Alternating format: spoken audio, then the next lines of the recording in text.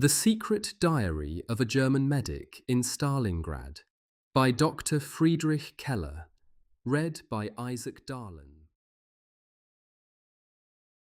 What follows is an original work built from the known conditions of Stalingrad. Urban warfare, medical scarcity, freezing weather, starvation, the moral breakdown of an invading army, and the helplessness of men trained to heal in a place designed to consume the living. Dr. Friedrich Keller, a German medical officer attached to a forward dressing station during the Battle of Stalingrad, he writes not to excuse himself and not to polish the Iron Cross into nobility. He writes because a healer in a war of annihilation must eventually ask whether saving one man can matter when the machinery around him has been built to destroy millions. September 14th, 1942, the first cellar near the Volga. The first thing I learned in Stalingrad was that a city can continue dying after it is already dead. From the Western approaches, it had looked less like a city than a long wound beside the Volga. Smoke rose from it in layers. Some columns were black and hard like pillars. Others drifted pale and dirty across the river. We had been told that the Soviet resistance was breaking, that the city would fall, that one more push would open the banks of the Volga and settle the matter. Men like me were not supposed to question such claims. We were supposed to organize bandages, stretchers, plasma, splints, iodine, sulfur powder, morphine, and evacuation lists. The generals would take the city. We would take care of the price. But no one had calculated the price correctly. Our first aid post was established in the cellar of a ruined administrative building. I do not know what the building had been before the bombing. A school office, perhaps, a municipal archive, a place where clerks once stamped papers and women argued about ration cards. By the time we arrived, the upper floors had been bitten away by shells. The stairs were broken, the walls sweated dust. Windows existed only as memories in the masonry. We carried in 2 surgical tables, though one was really only a door set across ammunition boxes. We hung blankets to divide the room. We found a stove without a pipe and a pipe without a stove. We dug a pit for waste. We marked one corner for the dead, because experience had taught us that the dead always needed administrative space. The wounded arrived before we had finished arranging the lamps. They came in from the grain elevator, from streets with no names left, from factory ruins, from cellars, from gullies, from houses whose rooms had become firing positions. They came carried by 2 men, dragged by belts, supported under the arms, crawling with the quiet determination of animals. Some shouted for help, some apologized for bleeding on the floor, some demanded to be returned to their units before they had finished fainting. A corporal with half his face covered in brick dust kept repeating that his platoon was still inside the tram station. He had a splinter of metal in his shoulder and another in his thigh. Neither wound would have killed him quickly. He believed this made him useful. "Patch me," he said. "I know where they are. They will need me." I told him he would not be walking anywhere that night. He looked at me with true hatred, not the hatred one has for an enemy, the hatred of a man whose purpose has been removed. The second man brought in after him was a Soviet soldier. He could not have been more than 18. He had been found under a collapsed wall by our stretcher bearers, alive by mistake. Someone had placed him on the same carrying sheet as one of ours because there was no time to be political about spinal injuries. A grenadier near the entrance cursed when he saw the Russian. "Why bring that one?" No one answered. The Russian's eyes were open. He watched the ceiling as if something there had offended him. His left hand clutched a strip of cloth, perhaps from his tunic, perhaps from someone else's. He was losing blood from a deep wound above the hip. I pressed gauze into it, and he made no sound. "Water," he whispered in Russian. I knew only a little. Enough for body parts, pain, water, mother, don't move. Where are you hit? Do you understand? Every medical officer in the East learned a handful of Russian because wounds do not respect language orders. I gave him water from a cup. The grenadier spat onto the floor. "You waste it." I wanted to say that a doctor does not ask a dying man's nationality before wetting his mouth. But by then I had already learned that noble sentences are luxuries. They consume strength. So I said nothing, and the Russian drank. Later that night, the grenadier died during an amputation that could not be completed fast enough. The Russian lived until morning. I do not know what that means. Perhaps nothing. Stalingrad is full of such facts. They look like moral lessons until one tries to interpret them. Then they become only facts again. Outside, artillery continued without rhythm. The city did not sleep. It coughed, cracked, burned, collapsed, and answered itself. The Volga lay east of us, unseen but present, carrying boats, shells, wounded, reinforcements, corpses, oil, wood, smoke, and the stubborn life of the enemy. We were told the river would soon be ours. I believed this for perhaps one day. Then the cellars began to fill.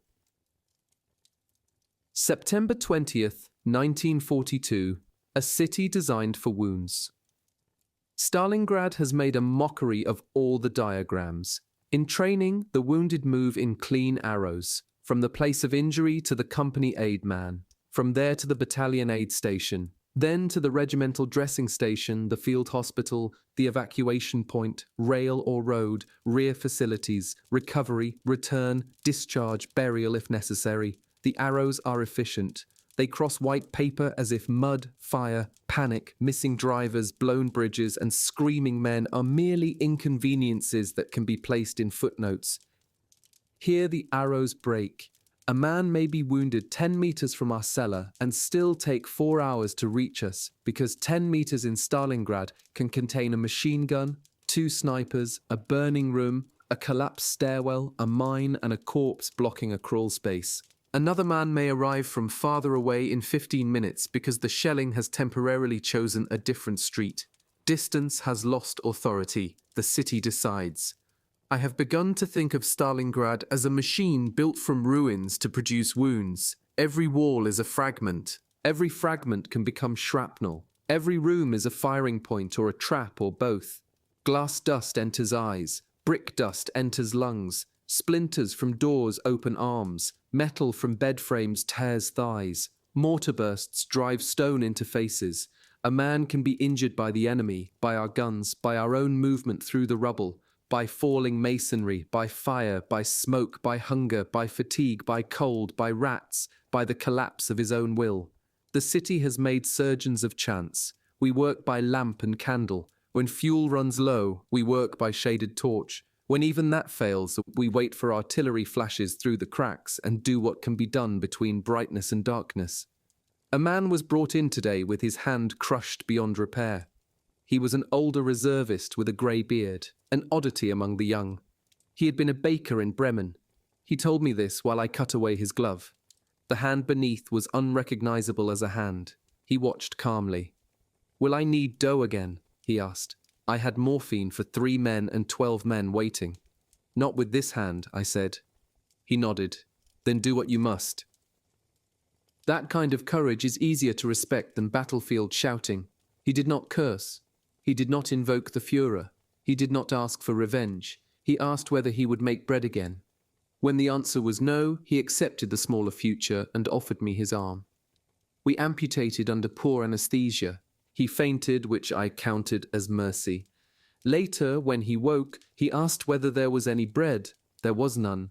I did not write to my wife tonight. I have written 3 letters and torn up all of them. What does one say from such a place? Dear Anna, today I removed a baker's hand. Dear Anna, the city smells of brick dust and opened bowels. Dear Anna, I still have the Iron Cross ribbon in my kit, but the metal feels obscene here. Dear Anna, if our son asks what his father did in Russia, say that he tried to hold blood inside men while Europe poured it out. No, better not write.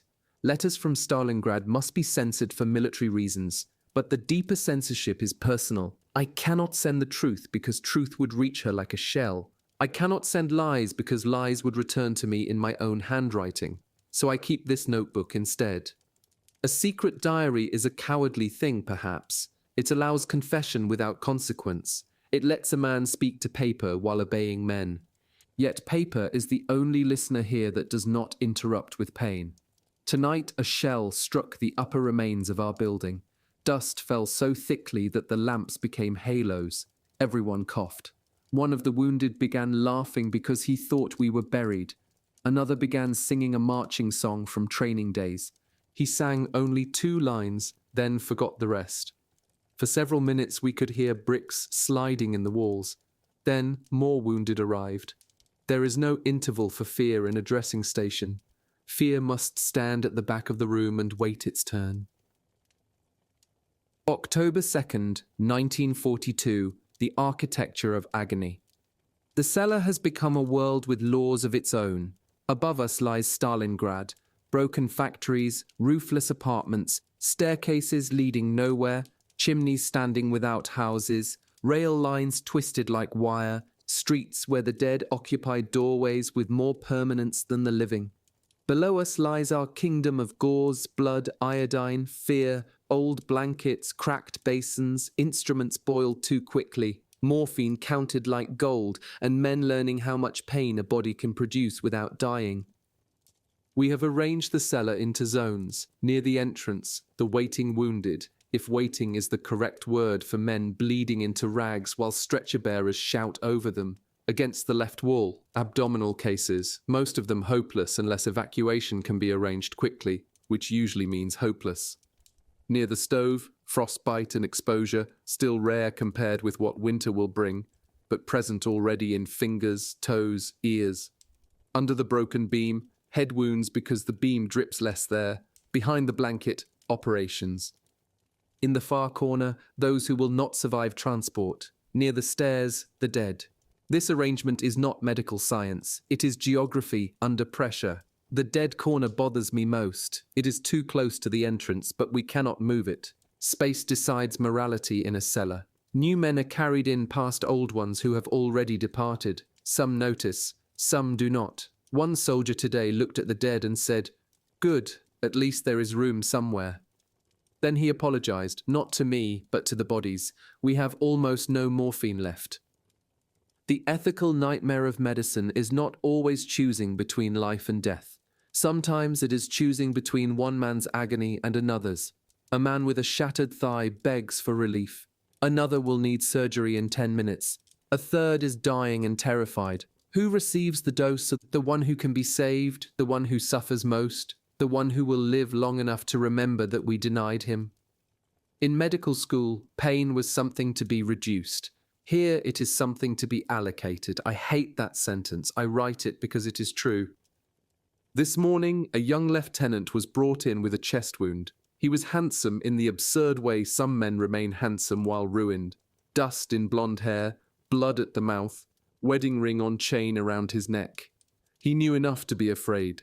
"Doctor," he said, though I am not sure I deserve the title anymore, "am I going to die?" I examined him. Air was moving badly inside the chest. Blood soaked the bandage as fast as we placed it. Evacuation impossible until dark, and perhaps not then. "Not now," I said. This is the physician's cowardice, answering a different question. He understood. He asked for morphine. I had 1 ampule in my pocket and 2 men on the table before nightfall who might survive if operated on. I could feel the glass through the cloth. "Soon," I said. He looked at me for a long time. "You mean no?" I did not answer. He turned his head toward the wall.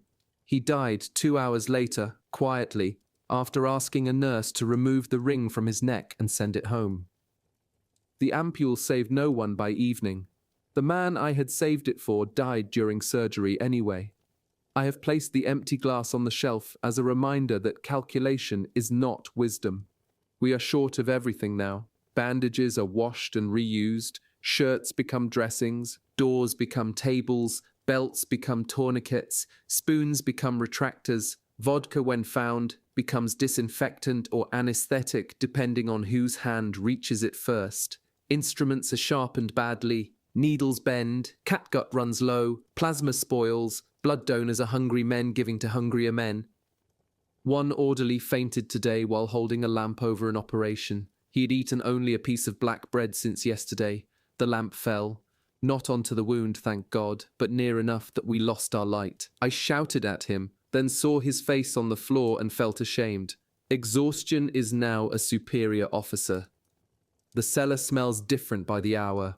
Morning, cold ash, old blood, wet wool. Afternoon, iodine, sweat, feces, steam from boiled instruments.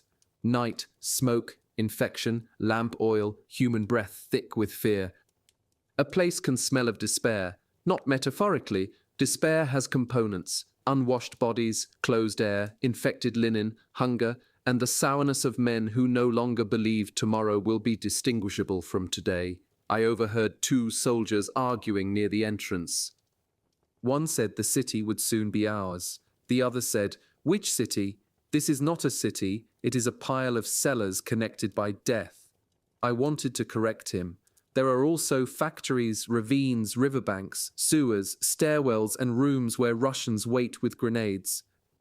But his definition was sufficient. At dusk, a Soviet woman was brought in. Civilian, perhaps 30, perhaps 50. Hunger and terror erase age. She had been wounded by shell fragments while moving through a courtyard. A German sergeant insisted she might be carrying messages. Perhaps she was. Perhaps she had been searching for water. Perhaps both. Civilians in Stalingrad are accused of being civilians and combatants at once, whichever interpretation justifies the next order. Her wound was not severe. A long cut across the scalp, much bleeding, little danger. She sat stiffly while I cleaned it. She watched my hands. "Nemetz?" she asked. "German?" "Da," I said. She spat on the floor, not at me exactly, but near enough. The sergeant raised his hand. I told him to leave her. She continued to watch me as I bandaged her head. When I finished, she touched the gauze and said something I did not understand. Perhaps a curse. Perhaps thanks. Perhaps both. That is Stalingrad. A man dressing the wound of a woman whose city his army has helped destroy, while another man waits for an excuse to strike her. I no longer know how to measure decency here. Perhaps it must be measured in centimeters of bandage. October 14th, 1942, the factory district. Today the city shook as if some buried creature under the factories had begun turning in its sleep. The attack toward the industrial district has intensified. Red October, Barricadi, the tractor factory, names spoken now not as workplaces, but as organs in a body being torn apart. Men come from those ruins with injuries that seem manufactured by machines, as if the factories have continued production under another mandate. Not tractors, not guns, but broken men. We received wounded from a line so close to the enemy that some arrived with Russian dust still in their hair. They had fought through workshops, machine halls, boiler rooms, conveyor spaces, courtyards, offices without walls. One man said he had spent 6 hours on one side of a room while Russians held the other side, both groups throwing grenades over a lathe. "A lathe?" I asked. He nodded. "A very important lathe." He laughed, then screamed when we moved his leg. Close-quarter battle produces a particular kind of wound and a particular kind of expression. Men are not merely injured, they are invaded by the nearness of the enemy. In open country, a shell may be anonymous. In a factory hall, a man sees the hand that throws the grenade. He sees the eyes behind a broken wall. He hears breathing from the other side of a machine. He can smell another army. Propaganda does not survive such proximity intact. It can survive hatred, it can survive fear, it can even survive atrocity, but it struggles with breathing. A prisoner was brought in at dusk, Soviet, older, wounded in the abdomen and arm. The men who carried him claimed they had found him under a collapsed stairwell after a fight in a workshop. One wanted him questioned, another wanted him shot outside to save us time. A third shrugged and said he was dying anyway. He was not dying quickly enough for convenience. I treated the arm first because it was bleeding heavily. The abdominal wound was worse, but beyond us. He watched me, breathing through his teeth. Then he spoke in German. "You are a doctor?" His accent was thick but clear. "Yes. I was a veterinary surgeon. Before. Every man in Stalingrad now has a before. He asked whether he would live. I told him the truth because he had asked as one medical man to another. No." He nodded. "How long?" "I do not know. Hours." "Good, not days." "What does one say to that?" He asked for a cigarette. I did not smoke, but one of the orderlies had tobacco. We lit it for him. He inhaled badly, coughed blood, and smiled with embarrassment, as if failing at a social custom. "Your army," he said, "will not take the city." I nearly answered with the official phrase, something about inevitable victory, the Führer's will, Bolshevik collapse. The words were available. They sat in my mouth like old coins. Instead, I said, "I do not know." He seemed satisfied. "Then you are learning. He died after midnight. I listed him in my notebook as Russian veterinary surgeon, name unknown, spoke German, asked not to take days. This is not enough, it is what I have. The German wounded are beginning to speak differently too. In September, they asked when the city would fall. Now they ask whether their unit still exists, whether mail can get through, whether winter will be worse than last year, whether the Russians have reserves, whether a wound in the arm is enough to be evacuated, whether a man can be sent home if he cannot stop trembling. One private today confessed that he had shot at shadows after 3 nights without sleep. Were they Russians, he asked me. I was not there. But if they were not? He was not physically wounded. He had been brought in because his platoon leader said he was useless. He sat on an ammunition crate, hands shaking, eyes swollen from smoke and exhaustion. Medicine has categories for fever, fracture, frostbite, hemorrhage. For the mind, our categories are poorer and crueler. Cowardice, exhaustion, nerves, hysteria, breakdown, unfit, malingering. Men prefer moral accusations when they lack understanding. I gave him hot water with a little alcohol and told him to sleep behind the blanket for 1 hour. Will you report me? No. Why? Because I have begun to suspect that any sane man in Stalingrad should be trembling. I did not say this. I said, because you are not the first. He slept like a child. Outside, the factory district burned through the night. Sparks rose above the ruins in great swarms. The sky glowed red in the west and pale toward the Volga, where Soviet boats continued crossing under fire. We are told their losses are catastrophic. Perhaps they are. Yet every morning more Russians are in the ruins. This city is not defended by men alone. It is defended by rubble, by cellars, by the river, by the stubbornness of those who have nowhere else to go, and by our own exhaustion. November 1st, 1942. Voices from the Rubble. There are days now when I know more of men from their last sentences than from their lives. A dying man becomes economical. He spends words carefully or wildly, depending on his character and pain. Some ask for mothers, some for wives, some for water, some for priests, some for cigarettes. Some curse officers, Russians, God, Hitler, weather, boots, transport, doctors themselves. Some say nothing at all and leave us to invent dignity for them afterward. I have begun to record fragments, not for medical reasons, for defense against erasure. Tell Lotta I did not throw away her photograph. It burned. Doctor, I cannot feel my feet, but they hurt. Explain that. I saw the Volga. It was not worth it. Do not let them take my boots before I am dead. My brother is in the 71st. If he comes, say I waited. Is it true there will be leave at Christmas? That last one nearly broke me. Christmas. The word entered the cellar like music from a vanished country. I pictured candles, pine, Anna's hands arranging something simple for our son, snow in Germany that would seem innocent because it did not contain artillery fragments. Here the coming cold carries no innocence. It approaches like an enemy with administrative permission. Today, a lull settled over our sector for several hours.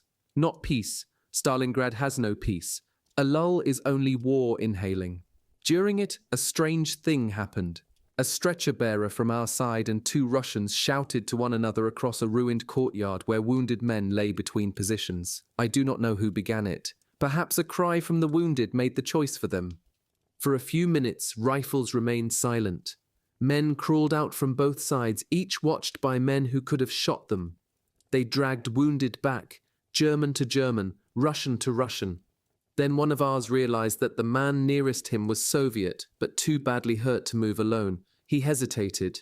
Everyone saw the hesitation. Then he pulled the Russian by the collar toward the middle and left him where the Soviet bearers could reach. No one cheered, no one thanked anyone loudly. Afterward, the firing resumed.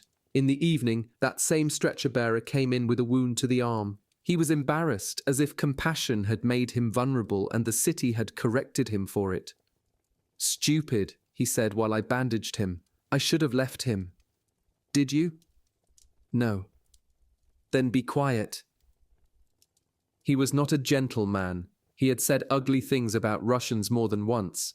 Yet in a courtyard of rubble, he had pulled an enemy closer to life. Human beings are not consistent enough for propaganda. This is their most inconvenient virtue. Later, I treated a boy from our regiment who had been shot through the forearm. He was furious because the wound might send him to the rear. "I will miss the final victory," he said. I tightened the bandage harder than necessary.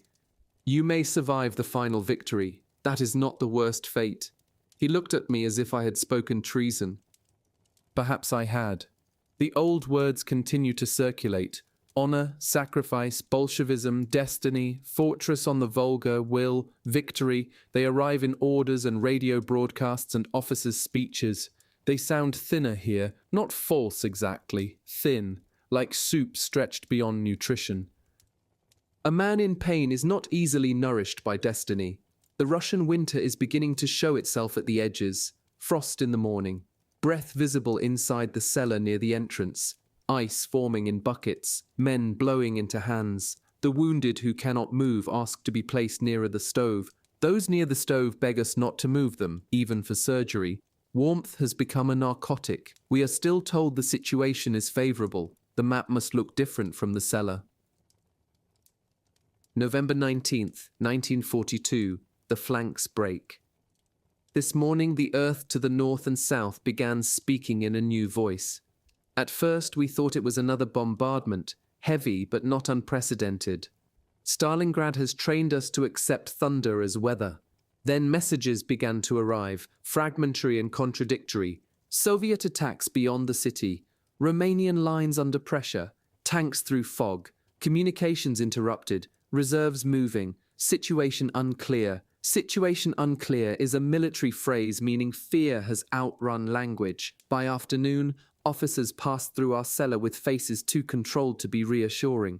One asked for casualty capacity. I laughed before I could stop myself. Capacity? We have men lying under tables beside dead, across ammunition boxes, on blankets soaked through twice. We have capacity in the same way a sinking ship has room for rain. The wounded from outside the city began arriving by evening. Not urban wounds now, steppe wounds, tank wounds, artillery wounds from open ground, men with frost in their eyebrows and panic in their reports. They spoke of Soviet armor appearing where armor was not supposed to be, of Allied units breaking, of roads choked with retreating vehicles, of orders to hold without knowledge of what remained to hold. A Romanian soldier was brought in with a shattered shoulder, trembling violently. No interpreter was available. He clutched my sleeve and repeated something in his language. He was not asking about politics. His eyes asked the oldest question, "Am I abandoned?" We treated him. He kissed the sleeve of my coat. A German sergeant laughed at him. I told the sergeant to carry water if he had enough energy for humor. At night, one of our captains said quietly, "If they meet at Kallach, we are enclosed." The word enclosed entered the cellar and changed the air. Men have feared many things here. Snipers, shells, fire, cold, infection, amputation, the Russians in the next room. Encirclement is different. It is not an event at the body. It is a shape around the future. A pocket, a cauldron, KESSEL, the word already feels like a lid being lowered. I write this by poor light while guns continue in the distance. The wounded sleep where exhaustion overpowers pain. Outside, the city burns as before, but I no longer believe we are inside a battle moving toward conclusion. We are inside a trap whose walls are still being built. A doctor should think first of patients, but tonight I thought of Anna. If the ring closes, letters may not go out. If letters do not go out, she will continue to imagine me in a war that remains connected to the world. She will not know that geography itself has become a wound. I took out the Iron Cross tonight. Second class, ribbon frayed, metal darkened by handling. It was given months ago for retrieving wounded under fire, though the official wording made the act sound cleaner than it was. I had accepted it with embarrassment and a little pride. We are all more vain than we admit. Tonight, the cross lay in my palm like a piece of cold machinery. Under the Iron Cross, I have seen men die of mistakes made far above them. Under the Iron Cross, I have poured water into Russian mouths. Under the Iron Cross, I have amputated limbs and saved morphine for men who died before receiving it. Under the Iron Cross, I may soon become not healer, not officer, not German, not doctor, but simply another trapped body waiting for arithmetic to finish. I put it away. The metal has no answer. November 24th, 1942. Shadows of the Kessel. The ring has closed. No official announcement was necessary. One could hear it in the footsteps of officers, in the rumors around the stove, in the sudden attention paid to fuel, food, ammunition, bandages, horses, vehicles, airfields, roads that no longer lead outward. The language has changed. Breakthrough, relief, air supply, hold fast, fortress, temporary, necessary, Führer, duty. Temporary is the word I distrust most. We are told that supplies will come by air. We are told that relief forces will break through. We are told that the Sixth Army will hold its position as a fortress on the Volga. We are told many things by men who are not carrying stretchers through Stalingrad. The cellar knows before headquarters admits the wounded no longer move east or west with any reliability. Evacuation has become lottery. The airfields are overburdened. Transport aircraft are few, vulnerable, insufficient. A man with a survivable wound may die because no truck comes, no plane lands, no fuel remains, no road exists, no decision reaches him in time. The medical chain has not merely stretched, it has snapped in places, and we are tying ends together with hope and dirty cloth. The first serious frostbite cases arrived in numbers today. Fingers waxy, white, then blue, toes without feeling, ears blackening at the edges. Men ashamed because cold wounds seem less heroic than bullets. They apologize for them. This enrages me. A frostbitten foot is not cowardice. It is tissue murdered by temperature, circulation, hunger, exhaustion, wet socks, poor shelter, and command optimism. One infantryman insisted he could return to his position once his feet warmed. When we removed his boots, skin came with the socks. He stared at his feet as if they belonged to a stranger. "They don't hurt," he said. "They will." "That is good?" "Sometimes." He tried to laugh. He was 20. Another man had wrapped his hands in newspaper under his gloves. The paper had frozen to the skin. We soaked it loose slowly. The print remained backward on his palms, fragments of speeches and reports transferred onto damaged flesh. I thought, this is the proper medium for our communiques. Ink on frostbite. The ration situation worsens. Bread smaller, soup thinner, horses disappearing from units and reappearing as meat if anyone has the strength and permission to butcher them. The wounded need calories to heal. They receive promises instead. Infection feeds where men cannot. Starvation changes the practice of medicine. Wounds that should granulate remain angry. Incisions open. Men bleed less dramatically because they have less blood to spend. Faces sharpen. Eyes grow too large. Edema appears in the legs of those who have eaten almost nothing.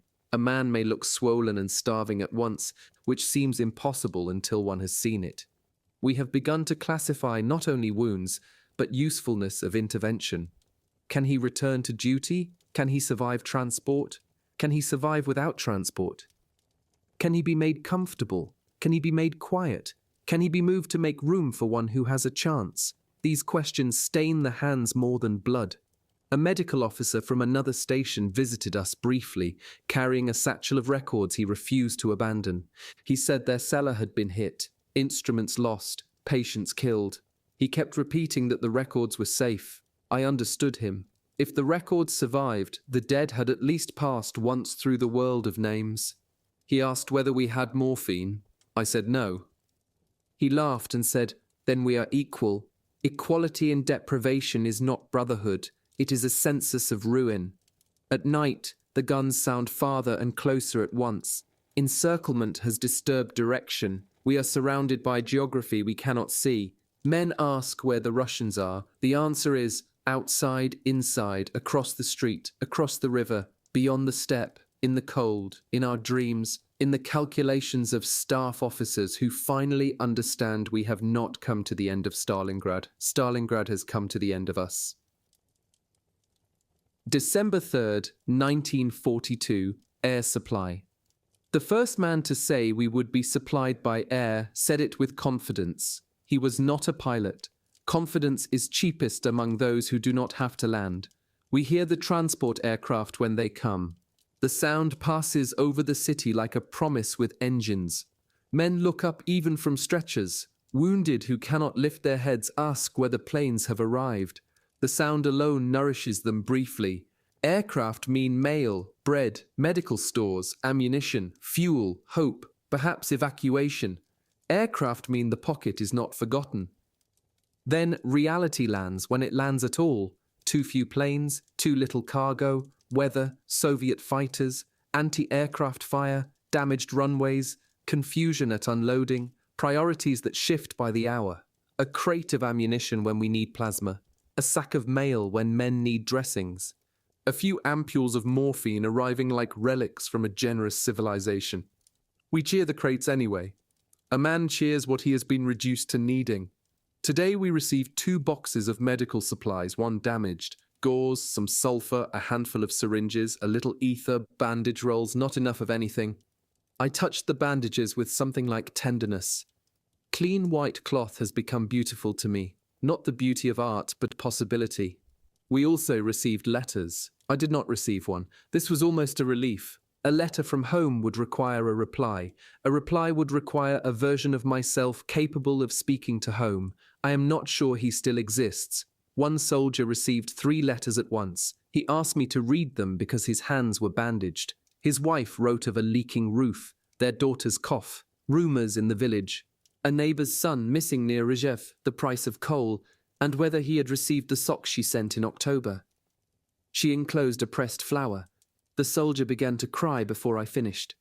Not when she wrote that she loved him, when she asked about the socks. Ordinary care can be more devastating than tragedy.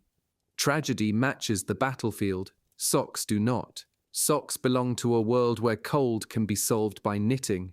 His feet had been amputated 2 days earlier. I folded the letter and placed the flower in his hand. He asked me not to tell his wife yet. Tell her what? He looked at the blanket where his legs ended. That winter arrived before the socks. I promised nothing. Promises require a postal service. The airfields have become thresholds between life and death. Men with severe wounds beg to be put on evacuation lists. Officers argue over categories. Walking wounded sometimes try to reach the airstrip alone. Some collapse in snow before arriving. Others are turned back because priority has shifted. There is not enough space for pain inside an aircraft. I went to the airfield today with a transport of wounded. The road was a sequence of craters, frozen ruts, dead horses, abandoned vehicles, men moving like shadows under blankets. The cold on open ground was sharper than in the city, less smoky, more honest. Aircraft stood on the field like exhausted birds, engines coughing, crews shouting, stretchers moving, shells falling somewhere near enough to hurry everyone, but not near enough to stop the bureaucracy. A pilot smoked while wounded were loaded. His face was grey with fatigue. "How many can you take?" I asked. "Fewer than you have." "How many?" He gave a number. I had twice that number on stretchers. The sorting took place in the open. This one, abdominal wound, fever, unlikely to survive flight. This one, chest unstable, but perhaps. This one, both legs, conscious, strong pulse. This one, head wound, no. This one, officer, pressure from above. This one, 19, crying for mother, no category for that. One man grabbed my coat. "Doctor, if I stay, I die." I wanted to say, "If you fly, another stays and dies." Instead, I removed his hand gently. He was not loaded. The aircraft took off into a low sky, while those left behind watched. No one cursed. cursing would have required energy and a belief that someone could be persuaded. On the return to the cellar, I saw a frozen corpse sitting upright beside a truck, arms folded, face calm. Someone had placed a cap on his head after death. It was too large. This small act of adjustment seemed to me more religious than any sermon. Tonight I hear planes again. Each engine note is now both hope and insult. December 16th, 1942, no morphine left. The morphine is gone. I have written that sentence before in lesser form. Almost gone, nearly gone, being saved, reserved, expected, counted, hidden. The final ampules guarded like jewels and cursed like judges. Now there is none.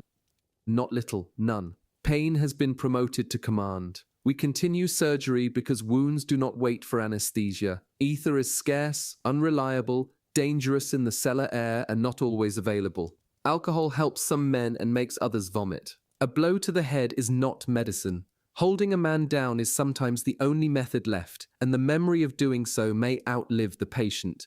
Today we operated on a sergeant with a mangled lower leg. He understood before we told him. He had seen enough wounded carried past to know the language of our faces.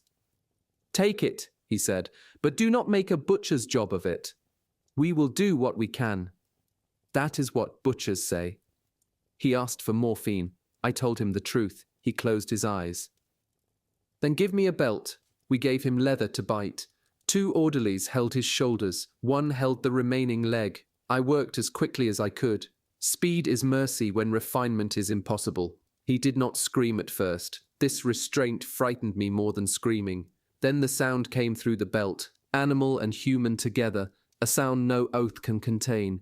Afterward he survived. I do not know whether to be proud. He whispered, "Butcher." I said, "Yes." He opened one eye. "Good, at least you know."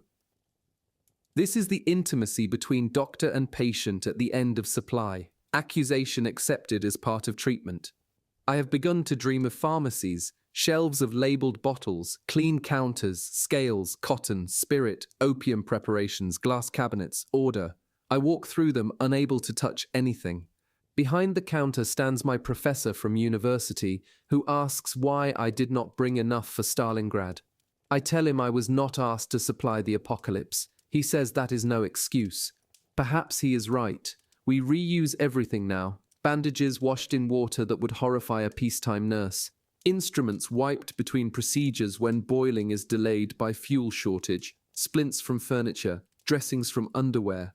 The line between treatment and improvisation has disappeared. The line between improvisation and desecration trembles. A chaplain came through in the afternoon. I had not seen him in weeks. He looked thinner, beard untrimmed, eyes bright with fever or faith. He moved among the wounded offering words. Some accepted, some turned away. One man asked him whether God had a map of the pocket. The chaplain said, "God knows where you are." The man replied, "Then he is better informed than headquarters." Even the chaplain laughed, briefly. Later, the chaplain asked me how I endured the cellar. "Badly," I said. He nodded. "That may be the honest way." He gave me a small piece of bread from his ration. I refused. He placed it on the table and left before I could return it. I ate it after midnight. This is my spiritual condition. I refuse bread publicly and devour it privately. A Russian child appeared near the entrance at dusk. I do not know from where. Perhaps one of the remaining civilians hiding in ruins. Perhaps attached to no one living. He stood at the broken stair, watching us with enormous eyes. He wore boots too big for him and a coat tied with string. One of the guards raised his rifle and shouted. The child did not move. I went to him. He held out a tin cup, not begging exactly, presenting evidence of need. We had almost nothing. Still, I found a spoonful of thin soup and poured it into the cup. The guard muttered that Russians breed like rats. I told him if he wished to shoot children for soup, he should do it outside my aid station. He called me sentimental. Perhaps I am. The child drank and left without a word. One of our wounded watched him go and said, "He will grow up and kill Germans." "Perhaps," I said. "Then why feed him?" I looked at the man. He was feverish, frightened, angry. A week ago I might have argued, Today I was too tired. Because he was hungry. That answer is insufficient for politics. It is sufficient for medicine. December 24th, 1942. Christmas in the pocket. Christmas Eve. I write the words because the calendar insists, not because the world confirms them. There is no tree, no candle except those stolen from medical necessity. No music except distant artillery and the muttering of men in sleep. No feast, no church bell, no child's voice. Snow has entered the cellar on boots and stretchers, melted, refrozen near the entrance, mixed with blood, mud, and straw. If Christ is born tonight, he has chosen a poor ward. Still, men attempted Christmas. This is one of the strangest and most moving instincts of soldiers, to reconstruct home from scraps, a strip of green cloth tied to a pipe, a candle stub placed in an empty cartridge case. Someone produced a small paper star, folded badly. The chaplain returned and held a short service. Men who had not prayed in years bowed their heads, perhaps for God, perhaps for Germany, perhaps for mothers, perhaps for the memory of rooms where Christmas had once meant warmth. We sang quietly, Stille Nacht, silent night. The irony was too large to mock. Outside, artillery answered before the second verse ended. Dust fell from the ceiling. A man with an abdominal wound began moaning in rhythm with the hymn, and no one knew whether to continue. We continued.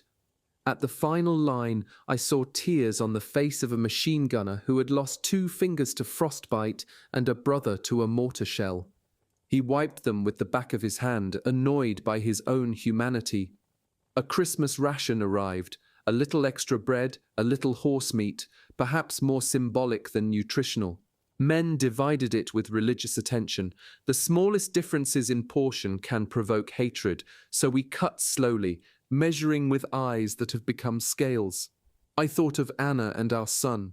He will be old enough to understand presence, young enough not to understand absence. Perhaps she told him I am serving far away.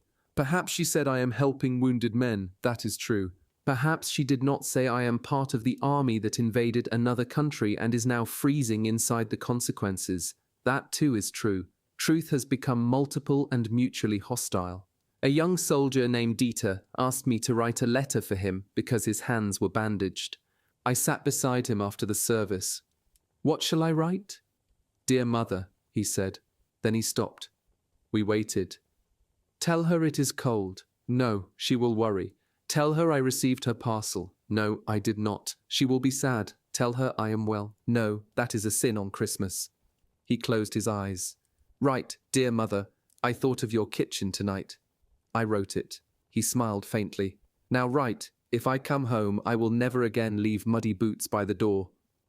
I wrote that too. He dictated no more. The letter remains unfinished. He died before morning from infection and exhaustion. I have kept the page. I do not know whether to send it. What cruelty is worse, an unfinished letter or no letter at all? Just before midnight, shelling intensified.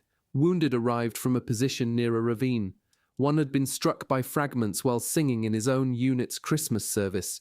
A piece of metal had entered his neck. We could do nothing.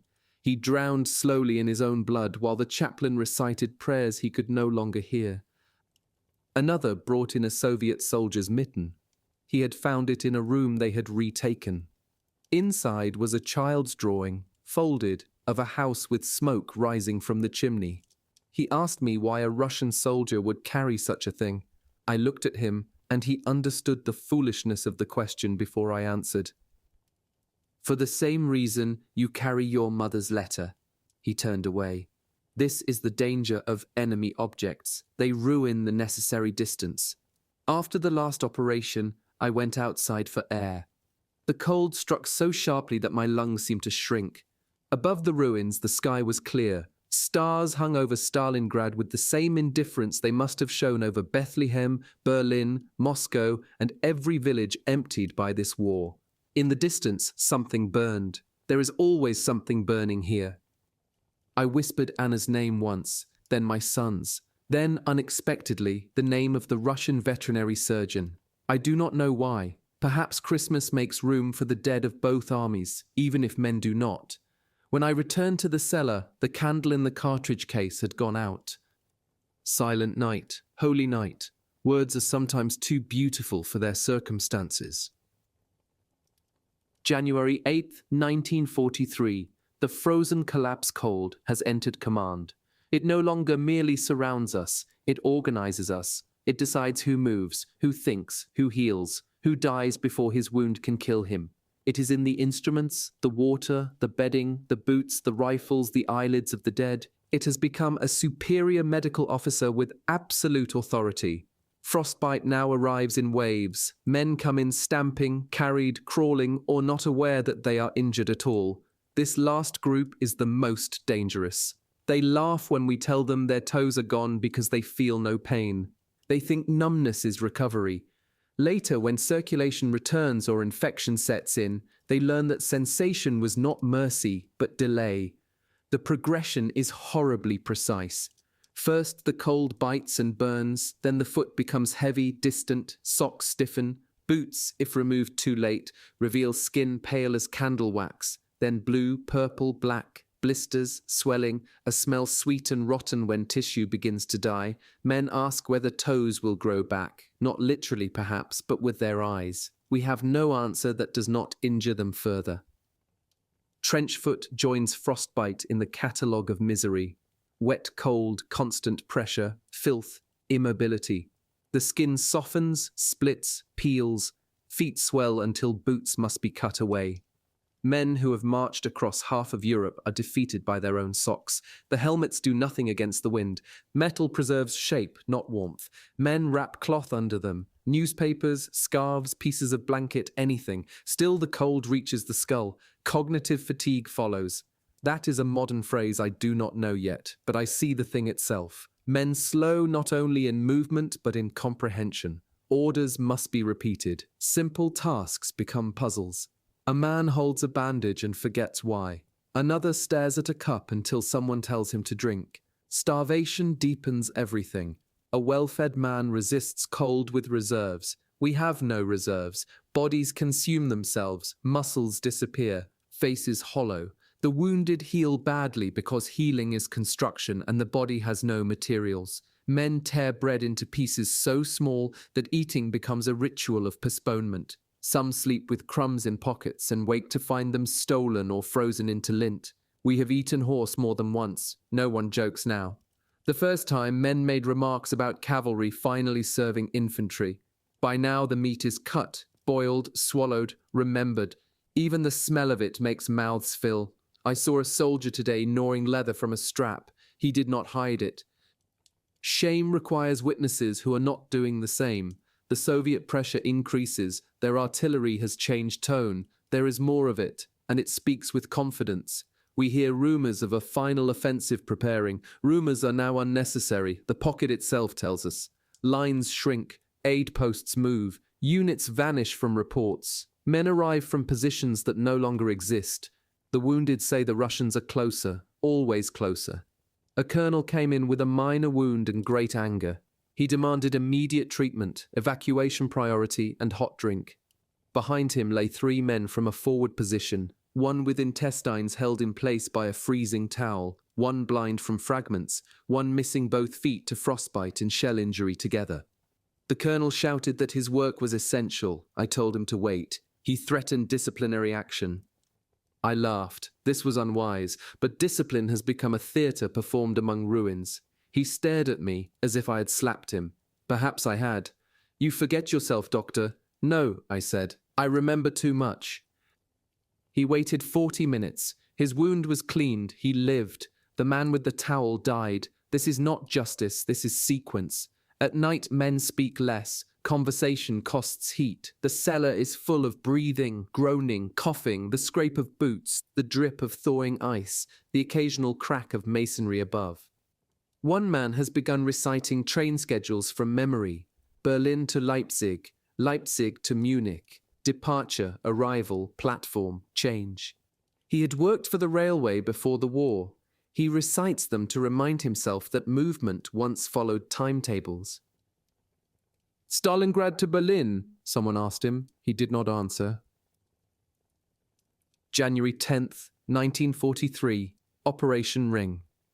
The Soviet final offensive began today. Not that we knew its name at first. Names are given by staffs and historians. In the cellar, offensives arrive as concussion, dust, increased stretcher traffic, men with eyes wide from fresh bombardment, and the sense that the walls of the world have stepped inward. The artillery preparation was immense. It rolled over the pocket with a density that made individual explosions meaningless. The building shook continuously, dust fell in streams, lamps swung, plaster from the ceiling mixed with bandages. The wounded who could move covered their heads. Those who could not stared upward, measuring whether the next shell would solve their pain. A man shouted, "They are firing the whole of Russia at us." No one laughed. By noon the first wave arrived. Not a wave as in water, a wave as in harvest. Men carried from positions shattered by artillery, frostbitten men driven backward, men blinded by snow and smoke, men deafened, men half buried and dug out, men whose wounds froze at the edges before they reached us. Triage collapsed into instinct. Red for immediate, black for beyond help, yellow for wait. But the colors existed only in my head. We had no proper tags left. I marked men with pencil on scraps when possible, with chalk on coats when not, with memory when nothing else remained. Memory is a dangerous filing system under shell fire. One orderly asked whether a man should be placed in the hopeless corner. I looked. Abdominal wound, cold skin, weak pulse, eyes alert enough to know the answer. The man whispered, "Not there." The hopeless corner had acquired a reputation. Men feared it more than death, because it meant we had classified them before God had. I placed him nearer the stove. He still died, but he died outside the geography of abandonment, and perhaps that matters. I have been reduced to such mercies. A Soviet shell struck near the entrance in mid-afternoon. The blast threw snow and masonry down the stairs. 2 stretcher bearers were killed before entering. One of the wounded they carried survived the explosion, then died because no one could reach him under the debris for 20 minutes. He spent those minutes asking whether he was inside the aid station yet. Almost, we told him. Almost is another medical category now. By evening, the dead corner overflowed. We moved bodies outside under a tarpaulin stiff with ice. Their boots were removed if usable. Identity discs collected when possible. Letters taken from pockets, rings if present, photographs, the small property of men being converted into the administrative afterlife. I found a photograph in one dead soldier's breast pocket. A woman and 2 children standing beside a bicycle. On the back, "Come back before Hans grows taller than you." Hans may already be taller. War rearranges children without notifying fathers. The wounded ask whether relief is still coming. Some speak of Manstein, some of a breakout, some of orders to hold, some of betrayal. I no longer correct rumors unless they interfere with treatment. Hope can be analgesic. False hope can also be poison. Dosage matters. What should I prescribe? A prisoner was brought in after dark, a Soviet infantryman wounded in the thigh. He had been captured during local fighting near a ruined block. He was young, filthy, shivering, defiant. A German corporal wanted him removed. We had no room for our own. The Russian looked around the cellar at German wounded, dead, frostbite, starvation, the instruments, the stove, the blankets, and said in broken German, "You also die." No one answered. The sentence needed no translation. I dressed his wound. He watched me with suspicion until pain forced his eyes shut. When I finished, he whispered something in Russian. I caught only one word, "Dom." Home. We have made the same word on opposite sides of the rubble. January 17th, 1943. A hospital without rear a hospital requires somewhere behind it. This is the principle no one states until it disappears. A hospital exists because there is a front and there is a rear. Danger and relative safety, blood and recovery, noise and distance from noise. The wounded move backward through layers of care toward beds, trains, nurses with time, surgeons with light, kitchens, laundries, letters, perhaps home. We have no rear, only inner rooms of the same catastrophe. Our cellar receives men, holds men, loses men, buries men, and receives more. Evacuation is fantasy for most. A man with a clean amputation and decent odds in a normal war dies here of infection, cold, hunger, and waiting. A man with pneumonia lies beside a man with a mortar wound, beside a man whose feet are gone, beside a Russian prisoner, beside a clerk with dysentery. Classification remains in our notebooks long after reality has abolished the categories. The medical staff is failing, not morally first. Physically, orderlies stumble. Nurses, where we still have them, develop the same hollow eyes as patients. One feldsher has a cough that leaves blood on his handkerchief. Another has not removed his boots in 3 days because he fears what his feet will look like. I have a tremor in my right hand when exhausted. I hide it by holding instruments more tightly, which worsens the tremor. A surgeon with shaking hands is a dangerous confession. I performed 2 amputations today, both badly by peacetime standards, acceptably by Stalingrad's. That is another sentence I hate. The first man sang during the procedure, not from courage, from instruction. He had been told by someone that singing helps pain. He sang a children's song about ducks. He forgot lines and invented others. By the end, everyone in the room was crying or pretending not to. The second man cursed continuously and creatively until he fainted. When he woke, he apologized for insulting my mother. I told him she had not heard. He said, "Good. She sounds like a fine woman. He died at night. Humor here is not light. It is a splint. Outside, the pocket shrinks. We know because units once described as distant now send wounded directly to us. We know because artillery falls from directions it did not fall yesterday. We know because men from supply services appear with rifles, because cooks become stretcher bearers, because clerks carry ammunition, because military distinctions dissolve under pressure. A war of movement has become a war of compression. Everything presses inward. Enemy, cold, hunger, orders, memories dead, and the knowledge that our army has been commanded to hold a city that no longer exists as a useful military object, only as a symbol with a furnace underneath. Symbols are expensive. The wounded pay first. January 24th, 1943, the last entries begin.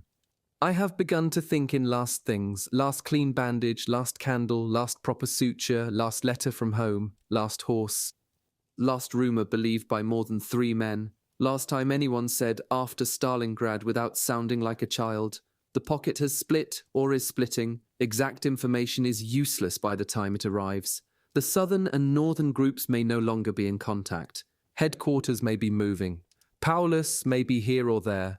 Promotions, orders, refusals, ultimatums, all circulating among men whose boots have frozen to the floor.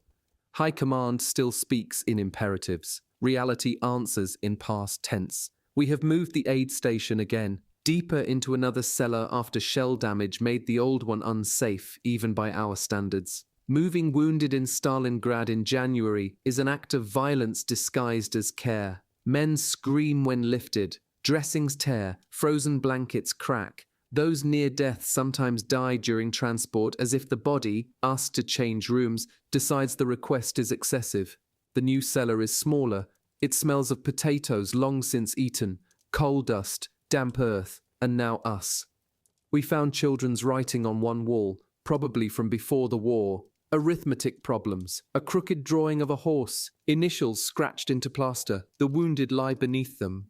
One man stared at the horse and asked whether it was on the ration list. No one laughed loudly. The Russians are close enough that we hear their loudspeakers sometimes.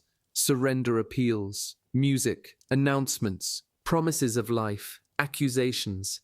Our men curse them, ignore them, listen carefully, repeat them, deny listening. The loudspeakers speak better German than some of our allies did. This seems unfair. One message said that resistance is useless. A grenadier near the entrance shouted, "So is your mother." A minute later, he asked whether anyone believed the Russians would shoot prisoners. No one answered. Fear of captivity now competes with fear of continuing. German propaganda has told us enough about Soviet revenge to make surrender terrifying. Our own conduct in this land gives the fear substance. Men who have burned villages fear the return of villagers. Men who have mocked Russian life fear Russian judgment. Men who have done nothing personally still wear the uniform of those who did. I am not innocent because I have treated wounds. This thought has become unavoidable. I did not plan the invasion. I did not shoot civilians. I did not design starvation policies. I did not command Einsatzgruppen. I did not order this army to the Volga, yet I came with it. I patched its soldiers so they could return to the fight. I accepted its rank, its pay, its decorations, its transport, its assumptions. A doctor's hands can be clean of murder and still serve a murderous enterprise. What does one do with that knowledge in a cellar full of screaming men? One ties another bandage. The insufficiency of necessary acts is the spiritual disease of Stalingrad. January 29th, 1943, the department store. We are near the end. Everyone knows. Even those who shout otherwise know. The final phase has a taste. Metal, smoke, starvation, and relief not yet permitted. The southern pocket collapses inward towards central ruins. Men speak of the department store, of headquarters below ground, of corridors packed with staff officers, wounded, radio operators, messengers, guards, maps with no territory left to correspond to them. The army that marched across the steppe now inhabits basements. I was sent with a small group to assist another aid point nearer the center. The journey through Stalingrad was like moving through the anatomy of a corpse. Streets buried in snow and brick, vehicles abandoned nose first into craters, horses reduced to ribs and hide, men sitting against walls, some resting, some dead, some not yet distinguishable, fires burning in holes for warmth, Russians firing from ruins close enough that bullets cracked over intersections, German soldiers moving with white cloths wrapped around feet, blankets over shoulders, rifles carried not as weapons but as walking sticks. A city does not fall all at once. It becomes less navigable by the living. At the aid point, conditions were beyond our cellar's misery. I had not thought this possible. Wounded filled corridors, stairs, rooms. Some had tags, most did not. The air was so foul that stepping inside felt like entering a body. Men begged for water, for morphine, for blankets, for news, for death, for home. One called for a nurse named Elise who was not there. Another kept asking whether the Volga had frozen enough to walk home. We worked for 14 hours, perhaps more. Time has become a broken instrument. A general staff officer passed through at one point, boots polished better than any boots should be here. He stepped over 2 wounded men without looking down. Behind him came a private carrying radio equipment, face grey, coughing. The private stopped to help lift a stretcher. The officer shouted at him to continue. I thought, hierarchy has survived longer than supplies. In one room, I found a young Soviet soldier among Germans. He had been captured, wounded, and left there because moving him was pointless. He had a bandage around his head, dirty but correctly tied. Someone had done that. He watched the room with fever-bright eyes. Voda, he said. Water. I gave him some. A German officer lying nearby said, Doctor, he is the enemy. Not to thirst, I said. The officer closed his eyes, perhaps from irritation, perhaps from shame, perhaps because dying men cannot sustain arguments. A rumor spread that Paulus had been promoted to field marshal. Men interpreted this with the bitter intelligence of the doomed. No German field marshal had ever been captured alive, someone said. The meaning hung in the air. Suicide as expectation, honor as trap. Even rank had become a weapon aimed downward. I do not know what Paulus thought. I know what the wounded thought. Most did not care. They wanted water. January 31st, 1943, surrender in the south. It ended without ending. The southern pocket surrendered today, or began to surrender, or ceased to continue. Again, language fails. There was no single trumpet, no clean moment when war became peace. Firing continued in places. Men still died. Orders still moved in fragments. Some units did not receive them, some refused them. Some were incapable of responding. But by midday, the fact had entered the cellars. The command in the south was finished. Red Army soldiers appeared in the ruins near our position. They moved cautiously, weapons ready, faces hard with cold and suspicion. I do not blame them. If our situations were reversed, I would not approach gently either. One shouted orders, hands up, weapons down, out, out. Some German soldiers wept, some looked relieved, some stared with the emptiness of men whose minds had surrendered days before their bodies. A few officers tried to maintain posture, as if captivity would respect bearing. The Russians searched them quickly. When they reached our cellar, I stood with both hands visible and said in Russian as clearly as I could, "Medical, wounded, many wounded." The first Soviet soldier pointed his submachine gun at my chest. He was young, cheeks raw with frost, eyes older than any face should allow. "Fascist doctor?" he asked. I said, "Doctor." He struck me with the butt, not hard enough to break bone, hard enough to clarify history. Then he looked past me and saw the wounded. For a moment, no one moved. The cellar was beyond nationality. German wounded, one Soviet prisoner, dead near the wall, instruments, buckets, blankets, a chaplain's cross, a child's arithmetic on plaster, the smell of everything men can suffer. Another Soviet soldier entered, older. He lowered his weapon slightly and spoke to the young one. I understood only pieces. Doctors, later, search, careful. They took our pistols. I had not carried mine for weeks except as an object of theoretical authority. They took papers, maps, anything useful. They allowed us for the moment to continue tending the wounded. This was not mercy as in stories.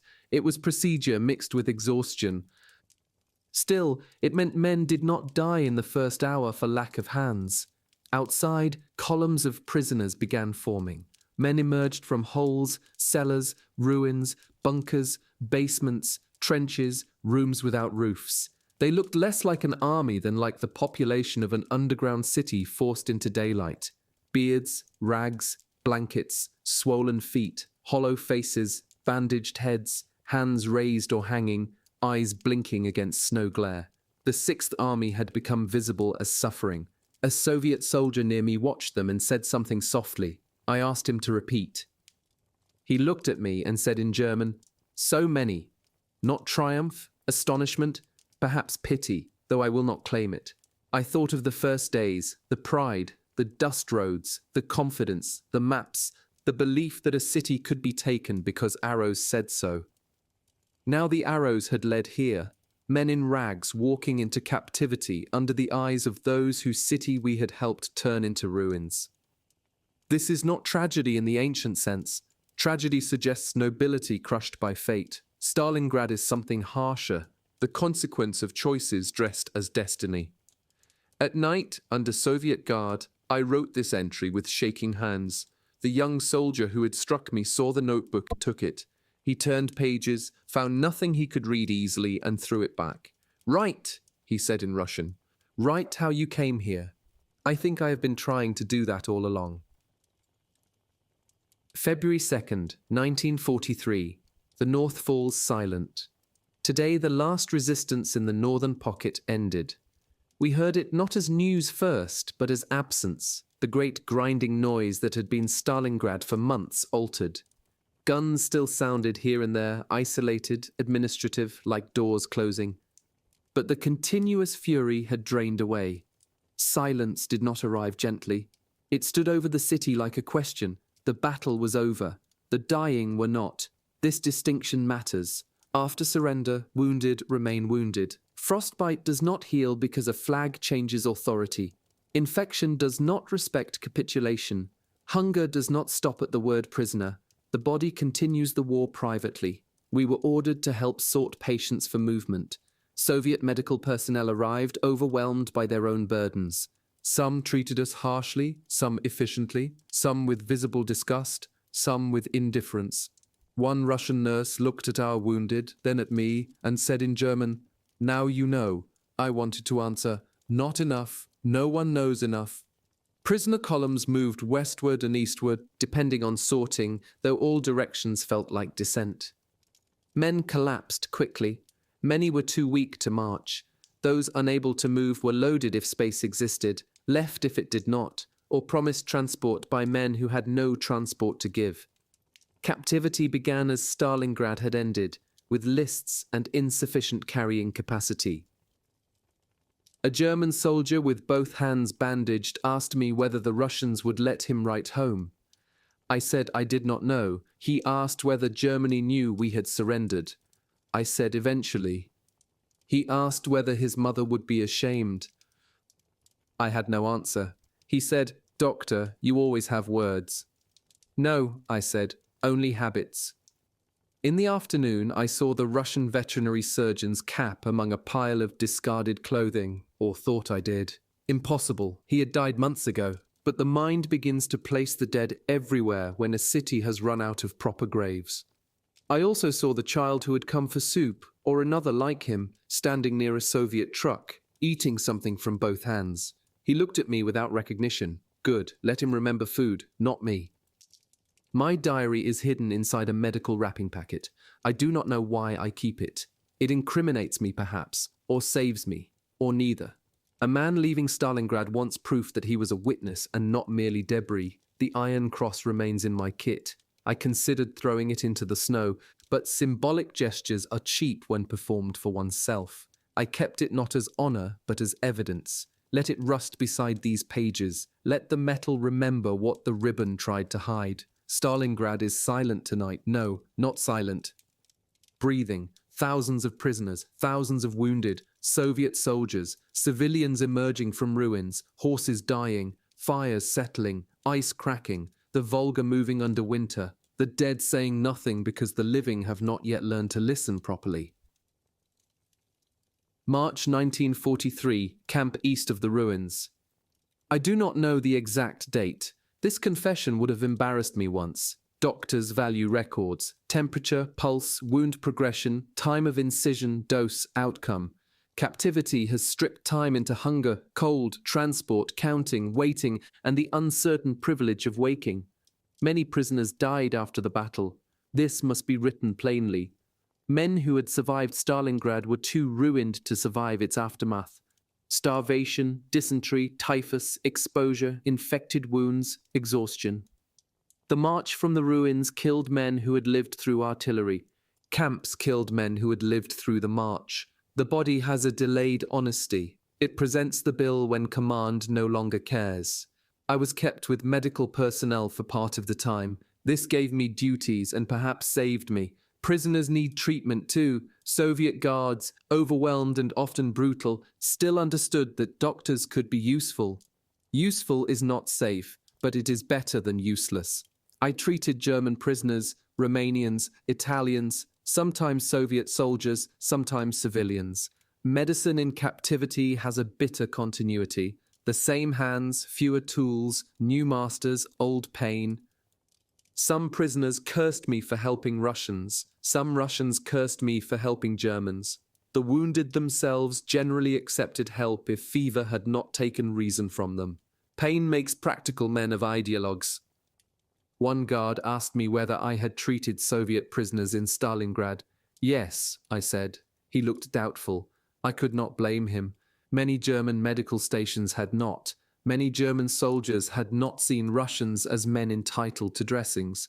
A true answer does not erase the larger truth.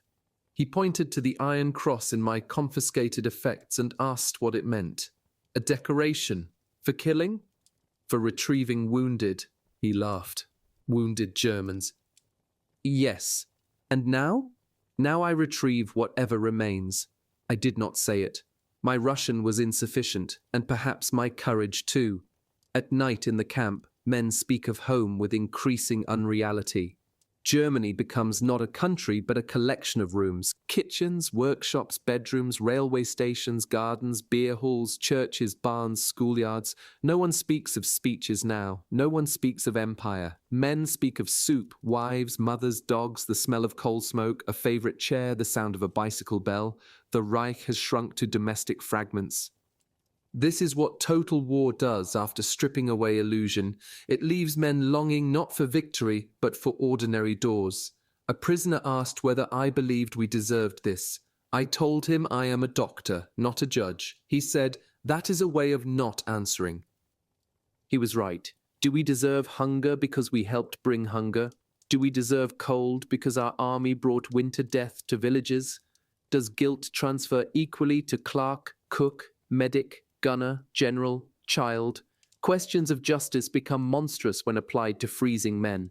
Questions of innocence become obscene when one remembers where we marched. I cannot solve this. I can only keep writing and, when possible, keep men breathing. Summer 1943, the camp hospital.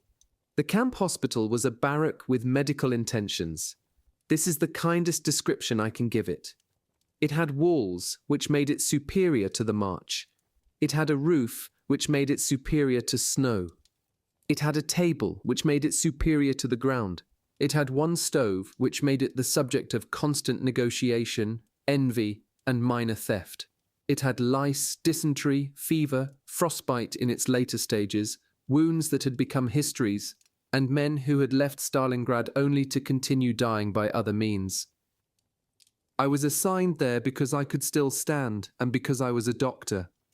The Soviet camp authorities used captured medical personnel unevenly, sometimes with suspicion, sometimes with necessity, sometimes with both in the same sentence. We were watched, counted, cursed, ordered, and occasionally given enough material to do work that deserved the name.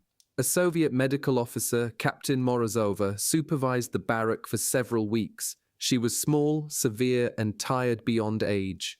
Her German was limited. My Russian had improved under the pressure of need. Between us lay invasion, Stalingrad, prisoners, dead civilians, dead soldiers, and the practical fact that men on cots required attention. She did not like me. I preferred this to false reconciliation. The first day, she pointed to a row of German prisoners with infected wounds and asked, "You treated Russians?" "Some." "How many?" "Not enough." She looked at me for a long time. Good answer or clever answer? Both, perhaps. She almost smiled, but did not grant either of us the relief. Under her supervision, I drained abscesses, changed dressings, cleaned ulcers, removed dead tissue, argued for extra water, failed to obtain extra water, recorded temperatures, buried men, and listened to the long, dull music of captivity, coughing, groaning, scratching, whispering, boards creaking, guards shouting, spoons against tins, rain on roof, names called during roll. German prisoners continued to die of Stalingrad months after surrender. Their bodies had carried the city into captivity. Starved organs, damaged lungs, infected wounds, untreated frostbite, exhaustion layered so deeply that sleep could not repair it. A man might improve for 2 days, speak of home, sit upright, ask for a pencil, then collapse by evening because his reserves had been spent before the camp ever received him. One patient, the baker from Bremen whose hand I had amputated, found me again. I had believed him dead. He was thinner, beard white in places, stump badly scarred but healed enough to live. "Dr. Butcher," he said when he recognized me. I laughed for the first time in weeks. "Still no bread?" I asked. "Still no hand. We are both disappointing." He survived the summer. I do not know beyond that. In captivity, survival is always reported provisionally. Captain Morozova once found me writing in the notebook after lights out. She took it as I feared she would. She turned pages slowly, unable to read everything, stopping at names, dates, medical words, fragments of Russian. "Diary? Yes." "Military information? Ruins, wounds, my failures." She read the word Stalingrad and closed the book. "All diaries from there are failures," she said. Then she returned it. I asked why. She answered, "Because if you lie, paper will punish you later. If you tell truth, perhaps also. Either way, keep writing." This was the closest she came to absolution, and it was not absolution at all. It was a sentence. Winter 1944. Lessons in the Russian word for enough. By the second winter of captivity, hunger had become less spectacular and more administrative. In Stalingrad, hunger arrived as emergency. Shrinking rations, dead horses, men licking tins, bread divided under desperate eyes. In camp, hunger became system: ladle, queue, weight, category, labor capacity, sick ration, punishment ration, theft, barter, waiting. It no longer needed explosions to assist it. It had forms. The Russian word dostatokno means enough. I learned it early. Enough water, enough bandage, enough talk, enough men in this room, enough complaints. The word seemed to me one of the most philosophical in any language because in captivity, no one agreed where enough began. A guard used it when closing a soup barrel before the last 5 men had been served. A doctor used it when telling me not to waste gauze. A prisoner used it before dying when we tried to lift him for cleaning. Enough. What is enough pain, enough guilt, enough punishment, enough memory, enough survival purchased by obedience, enough suffering to balance what had been done? These are not medical questions, yet they entered the ward more often than proper medicine. News came slowly. Kursk, retreats, bombing in Germany, Allied landings somewhere in the west. Names passing through prisoners like weather through broken boards. Some men rejoiced quietly at German successes that no longer arrived. Others became silent as defeats accumulated. A few, mostly older, said only that perhaps the war would end before every son in Europe was buried. I dreamed less of Anna now and more of the cellar. This frightened me.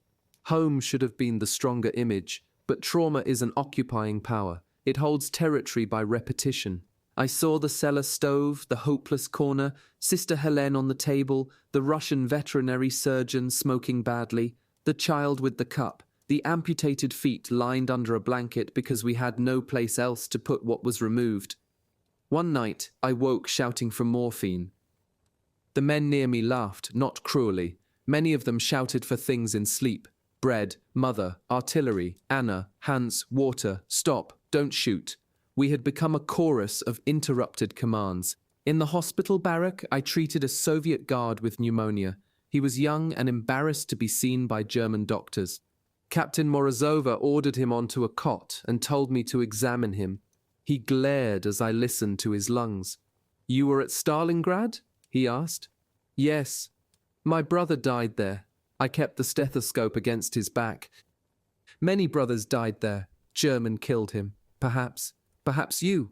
I removed the stethoscope. "Perhaps not, but my army did." He turned his head slightly. The answer did not satisfy him. It did not satisfy me either, but he stopped resisting treatment. A week later, after his fever broke, he left half a cigarette on my crate. Not a gift, not forgiveness. A small object placed where I would find it. The world after Stalingrad continued to offer gestures too small for the size of the wound. Still, I smoked it. May 1945. Defeat announced in captivity Germany, surrendered while I was a prisoner in a country we had invaded. There is an order to that sentence that must not be rearranged. The news came through guards first, then through camp officials, then through prisoners repeating fragments with disbelief. Berlin fallen, Hitler dead, the war in Europe over, the Reich finished. No miracle weapons, no final reversal, no mountain fortress rising from propaganda to rescue the faithful. Only defeat, total enough to quiet even the men who had spent years explaining away every loss as temporary. Some prisoners wept, some cursed, some crossed themselves, some sat down as if knees had been waiting since 1943 for permission to fail. A former party functionary in our barrack insisted the surrender was a Jewish Bolshevik fabrication. No one even argued. Delusion had lost entertainment value. I felt no clean emotion. Relief, yes. Shame. Fear for Anna and our son. Grief for Germany's dead. Dread of what would be uncovered now that our armies no longer stood between the world and the evidence. A bitter satisfaction that the machinery had stopped. A deeper bitterness that it had stopped too late. Captain Morozova found me outside the hospital barrack after the announcement. "War finished," she said, "not for the dead." "No." We stood in silence. Around us, prisoners moved as if gravity had changed. She said, "Now you go home someday. Someday. Write that too. Not only German pain. Write what your army did." I said, "I have not seen all of it." She looked at me with contempt so tired it had become almost gentle. "You saw enough to know there is more." She was right. The temptation after catastrophe is to narrow the lens until one's own suffering fills the frame. Stalingrad encourages this because it was vast, terrible, and real. German soldiers in the pocket endured hunger, cold, bombardment, abandonment, captivity, death. These facts are true. They are not the whole truth. If I write only them, I create another cellar, one where German pain hides the road that led east. That night I added a page to the diary, not about Stalingrad itself, but about the villages we passed. The civilians moved aside, the prisoners under guard, the language we used, the assumptions we carried. I wrote poorly. Guilt makes bad prose, but bad prose may still be evidence. A prisoner asked me whether Germany would forgive us for surrendering. Germany has surrendered, I said. He looked startled, as if the nation had committed an act previously forbidden to individuals. Perhaps that is what happened. 1948. The names I could not send. I began making lists in captivity, not medical lists. Those were required and often useless. I made private lists. Men treated, men lost, men whose final words I remembered, Russians whose names I never learned, Germans whose names I wish I had forgotten because remembering them has obligations. Baumann, orderly, fiancé in Dresden, photograph in tobacco tin. Sister Helene, wounded November 11th, last seen alive in transport. Dieter, unfinished letter, Christmas Eve. Baker from Bremen, right hand amputated, later survived at least to summer 1943. Russian veterinary surgeon, name unknown, asked not to take days. Russian child with tin cup, fed once, fate unknown. Soviet woman with scalp wound, spat near my boot. Sergeant who called me butcher, survived operation, died? Uncertain. Lieutenant seeking Corporal Esser, MAMAYEV KURGAN. Captain Morozova, Soviet doctor, returned diary. The lists grew, then became painful to continue. A name wants completion. It asks for birth, mother, home, death, grave. I had fragments. Fragments are better than nothing and worse than enough. When repatriations began for some prisoners, men asked me to carry names if I returned before them. Tell my wife, tell my mother, tell anyone. Here is an address, here is another. This village may now be in another country. This street was bombed, perhaps. This person may have fled. Still, take it.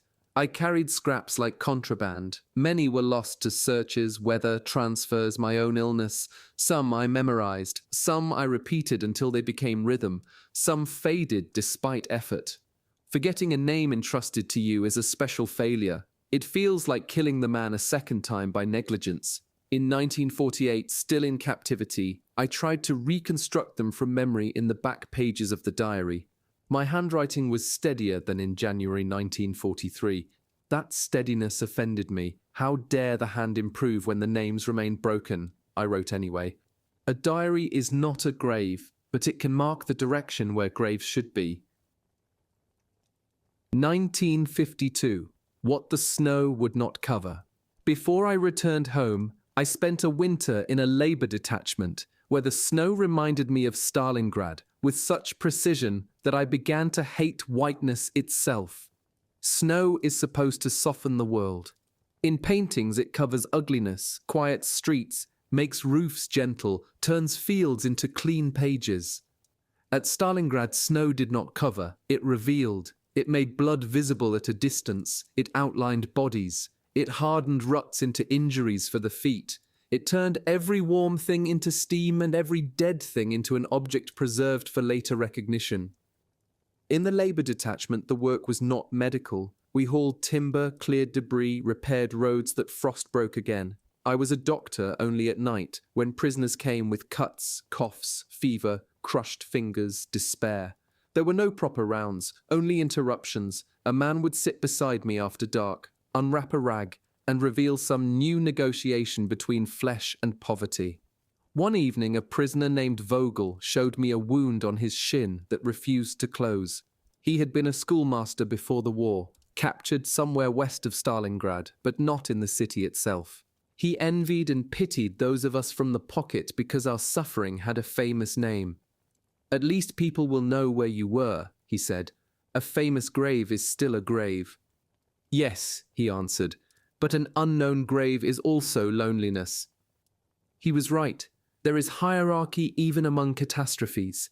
Stalingrad became a word large enough to carry many dead. Other places remained small, provincial, unpronounced. Men who froze in nameless fields disappeared into military summaries.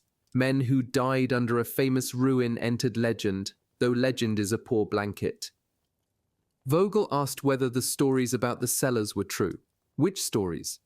That doctors operated without morphine, that men begged to be shot, that Russians and Germans lay together because no one had space to separate them, that the wounded froze inside buildings, that soldiers ate horses, that generals had food while privates starved, that men cursed Hitler, that men still believed, that men stopped being men. I cleaned his wound slowly. Some stories are true, some are false, some are true in the wrong way. What does that mean? It means a story can describe an event and still miss the reason it matters. He considered this like a lesson. Then why write? I tied the bandage. Because not writing misses everything. That night I added a page about snow, not strategy, not surrender. Snow, how it entered boots, how it reflected flares, how it received amputated limbs carried outside in a basin, how it looked blue at dawn near the dead, how men used it for water and for cooling fevered lips, how it made Stalingrad appear clean from a distance, which was its greatest lie. I understood then that memory requires such small witnesses. The official record will preserve dates, formations, losses, commanders, operations. It will say when the ring closed, when airfields fell, when Paulus surrendered, when the northern pocket ceased resistance. Necessary facts. But without snow, boots, morphine, soup, handwriting, breath, and the smell of the cellar, those facts become bones without nerves. The snow would not cover Stalingrad, so I will not either. 1955, Germany. Again. I returned 12 years older than the calendar admitted. Germany was not the country I had left, nor was I the man who had left it. Cities had been bombed, borders altered, flags replaced. Men who had once shouted certainties now spoke cautiously or not at all. Widows had learned trades. Children had grown into adults carrying photographs instead of memories. The dead had become statistics, then monuments, then arguments. Anna met me at the station. I had imagined this moment during captivity so many times that reality could only fail. In dreams she ran to me. In dreams our son, no longer small, knew me by blood instinct. In dreams I stepped from the train clean, thin, but dignified, a survivor shaped by suffering into wisdom. In truth, I stepped down confused by noise, afraid of crowds, carrying one bag, with teeth damaged by years of hunger, hands that trembled, and a hatred of enclosed spaces that made the train journey a private campaign. Anna recognized me. Our son did not. This is no one's fault. Absence raises children too.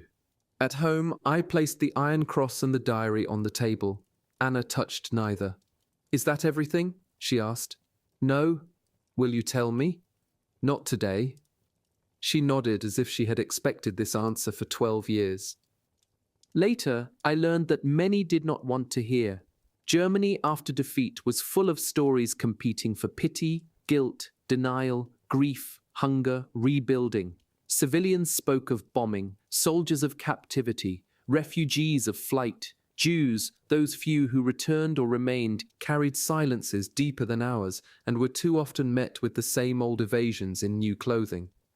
Everyone had suffered. Not everyone had suffered innocently. The distinction made conversations difficult, so many avoided it.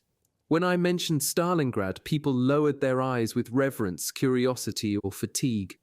The name had already become legend, a place where an army vanished, a turning point, a sacrifice, a catastrophe, a myth large enough to hide individuals. I began to mistrust the myth.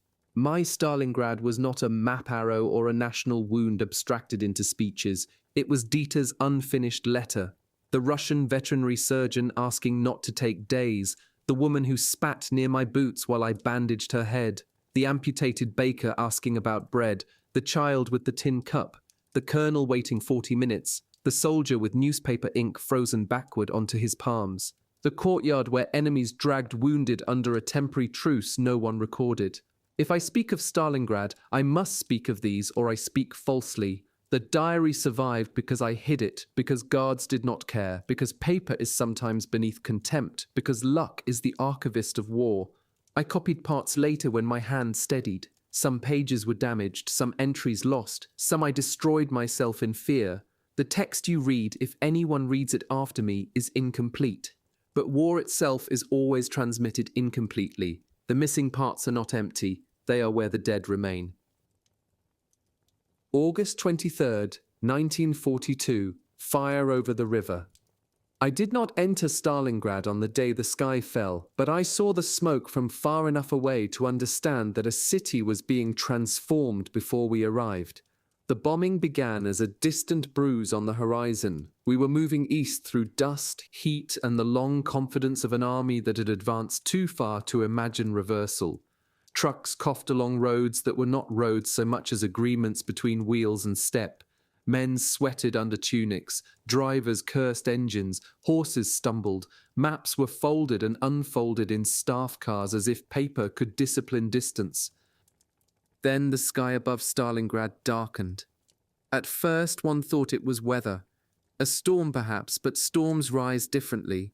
This was vertical, oily, deliberate.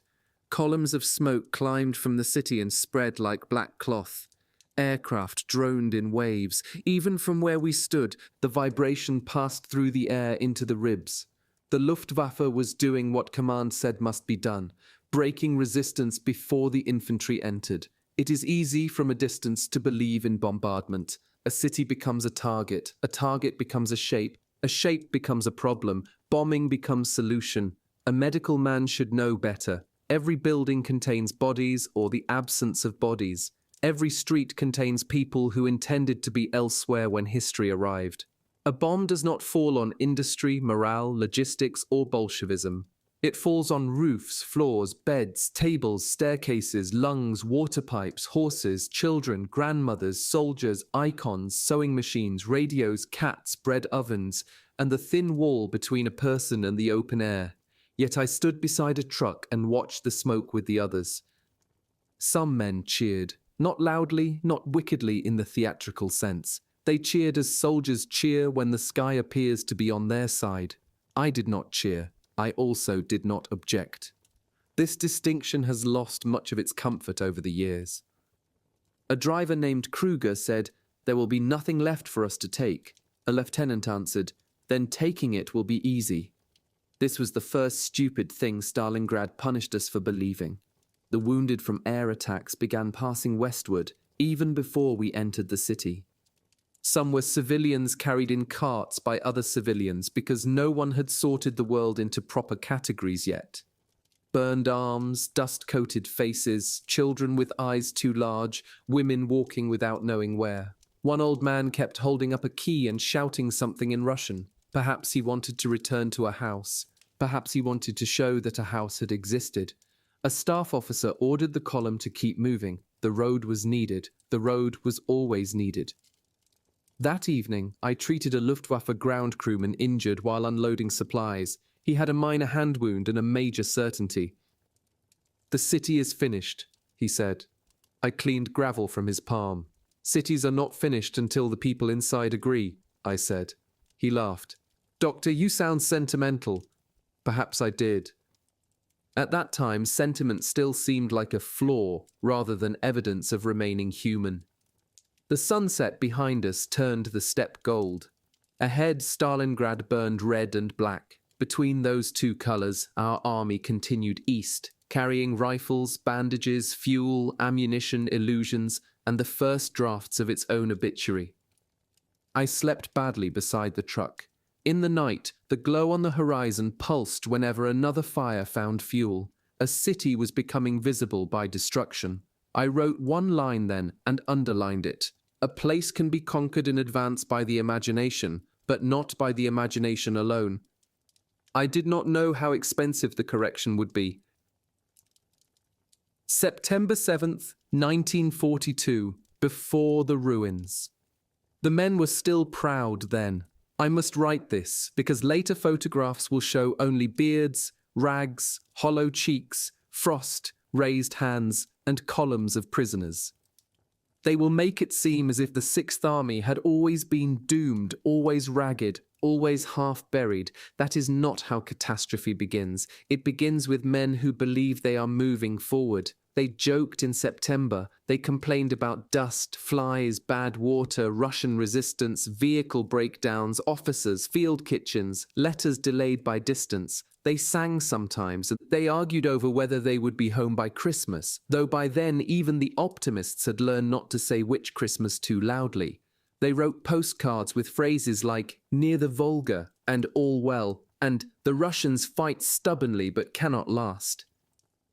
We were attached to a medical company that shifted constantly as the line approached the city.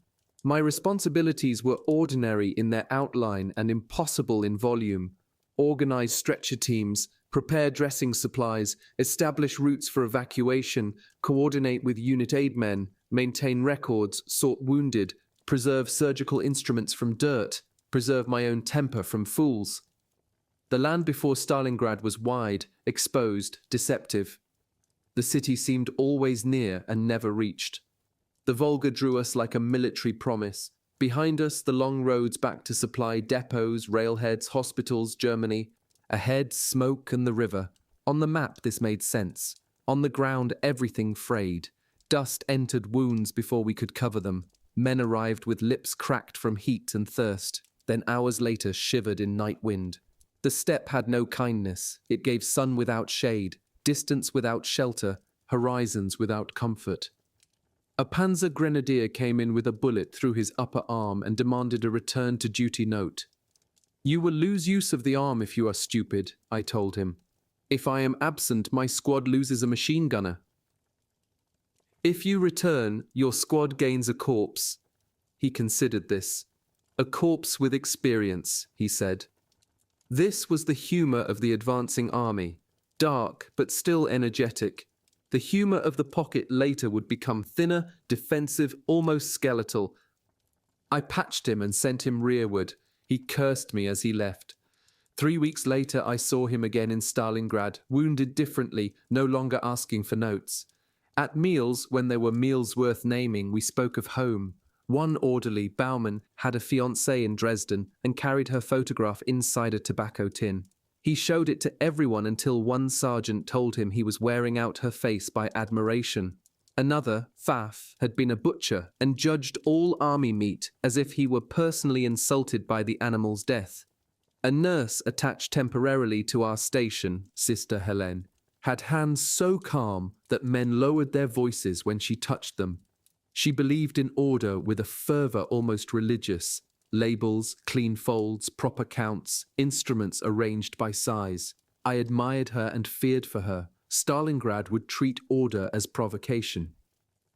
On the evening of the 7th, we heard Russian artillery from the city in a slow, deliberate pattern.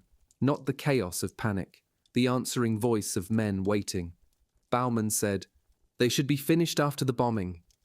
Sister Helene looked toward the smoke.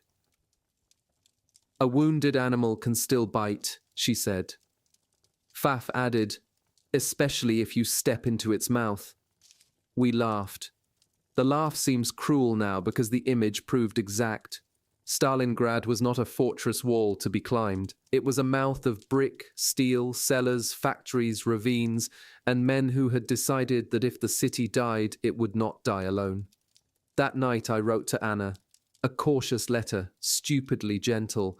"My dearest, we are near the city. I am well. The work is heavy but manageable. Do not worry if letters are irregular. Kiss our son for me. The work is heavy but manageable." This sentence remains one of the great lies of my life, though at the moment of writing it, I believed it might be true.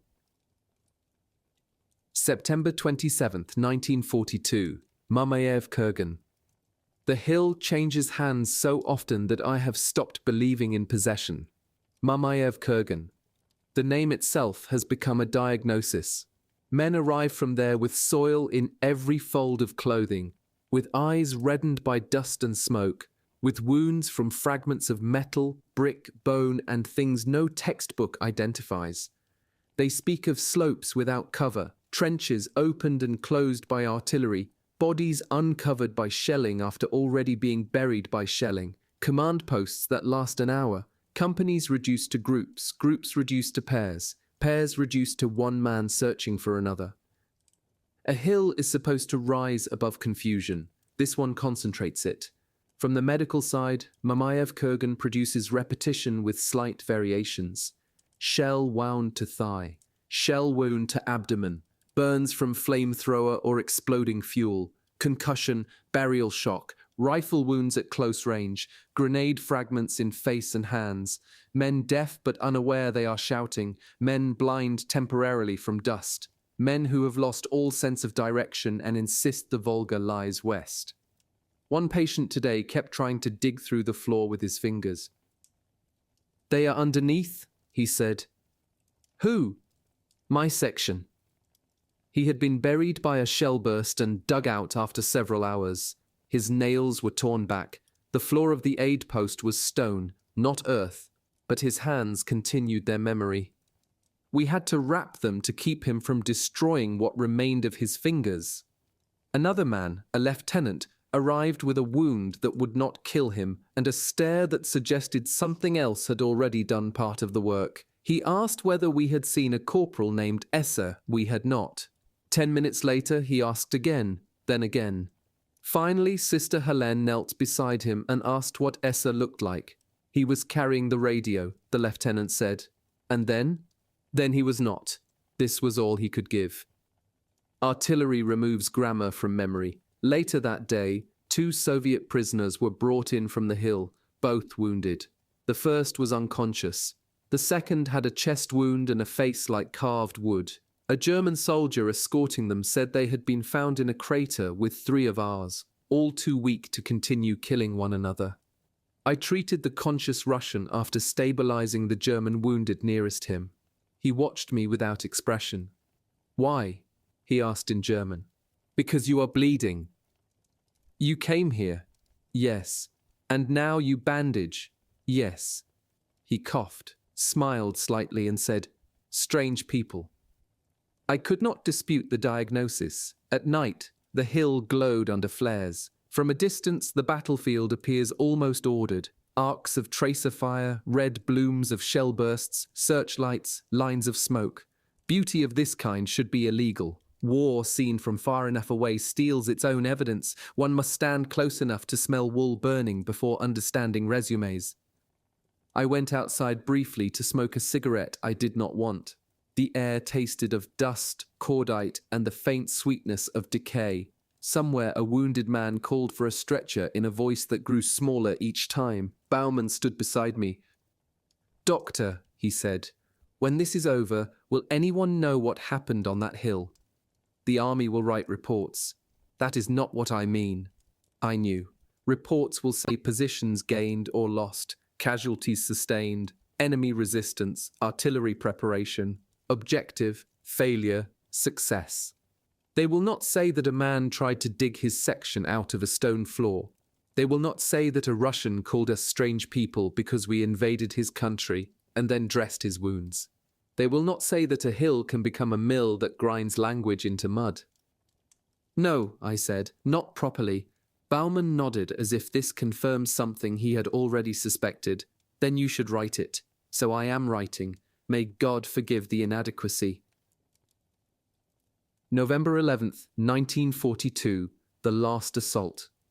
There was another great push today. They called it necessary. They called it decisive. They called it the final effort to reach the Volga fully and split the Soviet defenders.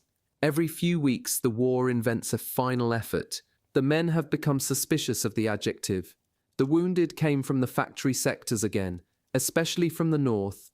Barricadi, Red October, broken workshops, shattered halls, trenches between machines, rooms divided by gunfire, staircases with Germans on one landing and Russians on another.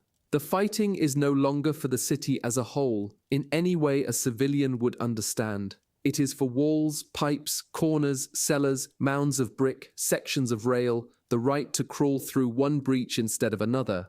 We received a man who had been wounded in the same building 3 times. "The building likes me," he said. "It is trying to keep you." "Then tell it I am married," His third wound was serious. He died before dawn. I did not know whether to record the place of death as our aid post or the building that had been claiming him all week. The assault brought in many blast injuries, men thrown by explosions without obvious wounds, yet dying inside, ears bleeding, lungs damaged, minds scattered. A soldier may look intact until he tries to breathe. Another may laugh and answer questions, then collapse because the body has been disrupted in secret. Medicine likes visible causes. Stalingrad prefers hidden ones. Sister Helene was wounded today. A shell fragment came through the entrance while she was carrying dressings. It struck her below the collarbone. At first she seemed surprised, almost offended, then blood darkened the front of her coat. We placed her on the table. She tried to instruct us about the dressing bundles while I cut fabric away. They must remain sorted, she said. Be quiet. The abdominal rolls are in the second crate, not the first. Baumann confuses them. Baumann, standing nearby, began crying. The wound was deep, but not immediately fatal if evacuation could be arranged. There it was again. If. The smallest and largest word in the pocket before it became the pocket. We stabilized her. She refused morphine until I lied and said we had enough. We did not. I gave it anyway. There are moments when policy surrenders to affection. She was sent rearward at night on a truck carrying 8 others. I do not know if she reached a field hospital. I do not know if that field hospital still functioned by morning. War is full of people last seen alive in transit. Baumann blamed himself because he had misplaced the abdominal rolls earlier and she had gone to fetch them. If I had done my job, then another fragment would have found another reason, I said. He wanted absolution. I had only probability. The assault gained ground, we are told. It cost ground inside us. More men now speak openly of exhaustion, not disloyalty, not fear. Exhaustion. A condition finally so universal that it no longer needs disguise. Even officers show it. Their orders remain sharp, but their eyes lag behind. The body can march beyond conviction for a time. Eventually conviction must carry the body. Here both are failing, and yet the Russians still hold portions of the bank. Boats cross at night. Reinforcements arrive through fire. Supplies arrive through fire. Wounded leave through fire. Their persistence enrages our men because it contradicts the story we were given. An enemy presented as primitive, broken, subhuman, or politically enslaved should not display such organized stubbornness. Propaganda promised a lesser opponent. The ruins deliver men. This recognition does not make our soldiers love the Russians. It makes hatred more complicated. Complicated hatred is dangerous for armies. It may become respect. Respect may become doubt. Doubt may become the first crack in obedience. Perhaps this is why the guns must keep speaking. December 12, 1942, the relief offensive. Rumors of rescue move faster than bread. Today, the cellar filled with a new kind of fever. Manstein has begun. Hoth's panzers are moving. Relief forces are coming from the southwest. The ring will be broken. We must hold. We must prepare. We must believe. Men who had been grey with hunger raised their heads. A wounded corporal asked to be helped to his feet so he could rejoin his unit for the breakout that no one had ordered. Break out. The word passed from mouth to mouth like a smuggled drug. No official confirmation reached us in useful form, but hope requires little documentation. A driver claimed he had heard tank engines in a dream and therefore knew relief was near. An artilleryman said the Russians had begun shifting fire, proof they were worried. A clerk swore that headquarters had prepared movement orders. Another man said Hitler would never abandon an army.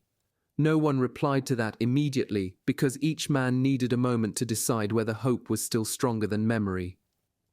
For a few hours, the cellar changed. Men asked about boots, weapons, transport, distance. Could the wounded be moved? Which cases might survive a march? Could sledges be prepared? Would we destroy equipment? Would we carry records? Would the Russians allow a corridor? Would the weather hold? Would the airfields support movement? Questions multiplied like bacteria in warm broth. I watched them and felt terror. Hope makes pain louder when it fails. By evening, staff information suggested relief was far, fighting heavily, perhaps halted, perhaps not. The pocket lacked fuel, the wounded lacked mobility. Orders remained to hold, the breakout remained a word without legs. I did not tell the men everything I suspected, doctors also censor. A man with frostbitten feet asked whether he should try to stand daily so he would be ready. Ready for what? To walk out. His toes were black. Yes, I said, because the truth would not improve circulation. He practiced standing for 30 seconds and fainted. When he woke, he was proud. This is what hope did. It made a man with dead toes proud of half a minute upright. The artillery outside continued. Soviet pressure did not lessen in our sector. If anything, it sharpened. Perhaps they knew relief attempts were underway. Perhaps they simply continued the work. The city itself seemed indifferent to our rumors. Snow fell into rooms without roofs. Smoke drifted. Rats moved between corpses. Wounded arrived. Men died. During the night, Baumann returned from an errand with news that Sister Helene's truck had reached a rear station before the worst of the shelling. She was alive when last seen. Alive when last seen. Another phrase from the pocket's dictionary of insufficient comfort. I allowed myself 5 minutes of gratitude. Then a boy from Saxony died while I was holding his wrist. The pulse faded under my fingers as if withdrawing from conversation. I had no morphine, no plasma, no answer. His eyes were open. I closed them because the living prefer it. The relief offensive may come. It may fail. It may come close enough for men to die imagining tracks in the snow. I have learned that hope is not the opposite of suffering. Sometimes hope is the form suffering takes when it has not yet accepted its own shape. January 23, 1943. GUMRAK lost, GUMRAK has fallen, or so we are told. Another airfield gone. Another door closed. Another reduction of the possible. Pitomnik before it, now GUMRAK. The names of airfields have become names of organs failing one after another. With each loss, evacuation narrows, supply thins, and the wounded understand what is not being said. No more flights for most. Perhaps a few aircraft still land somewhere, on improvised strips, under fire by miracle and madness. But for the men in our cellar, the sky has effectively closed. The news moved through the wounded in stages. Denial first. There must be another field, a temporary loss, counterattack. Engineers can repair, planes can land on roads, the Führer will order something, Manstein will come, the Luftwaffe will manage, then bargaining. Perhaps officers first, perhaps severe cases, perhaps doctors, perhaps those able to walk, perhaps if one reaches the field, perhaps if one pays. With what? A watch, a ring, a pistol, a lie, then silence. A wounded signals man began tearing up letters from his wife. We stopped him after the first two. He said there was no reason for paper to travel farther than he did. I told him paper sometimes has better luck than men. This persuaded him or exhausted him. I cannot tell which. The loss of evacuation changes the medical mind. Until now, however unlikely, one part of every decision pointed outward. Stabilize for transport, prepare for flight, delay surgery until rear hospital, save strength for movement, write tag clearly, keep records. Now the line points inward. We are not preparing men for evacuation. We are preparing them for waiting, captivity, death, or some combination not yet named. A doctor without evacuation becomes a man with bandages at the bottom of a well. Today I performed a procedure I would once have considered unacceptable outside absolute emergency. There was no proper light, inadequate anesthesia, no sterile field worth the phrase, and an assistant so hungry his hands shook worse than mine. The patient survived the procedure. Whether he survives the week depends on infection, temperature, food, luck, and Soviet artillery.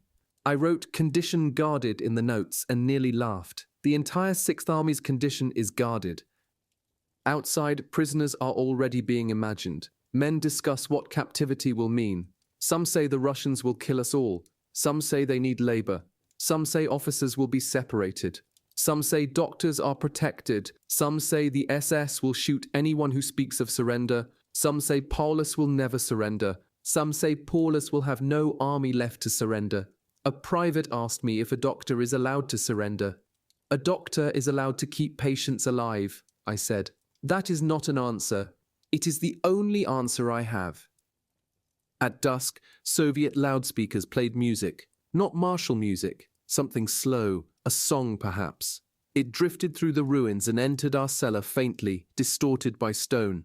Men cursed at first, then listened. One began humming along before realizing and stopped. The enemy had sent us melody. This was crueler than artillery. January 30th, 1943, anniversary. Today is the anniversary of Hitler's coming to power. Someone mentioned it in the morning. No one answered. 10 years. A number once celebrated with banners, speeches, torchlight, uniforms, drums, promises of renewal, destiny, greatness. Here the anniversary is marked by lice, starvation, frozen blood, and men surrendering in cellars beneath a city we destroyed but did not conquer. The contrast is so obscene that even propaganda would hesitate if it had to breathe our air. Orders still circulate: resist, hold, honor.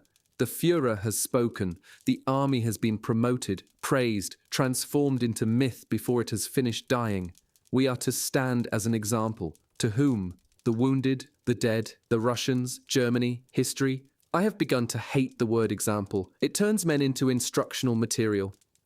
In the morning, a major with a fever demanded that his pistol be returned. He said he would not be captured.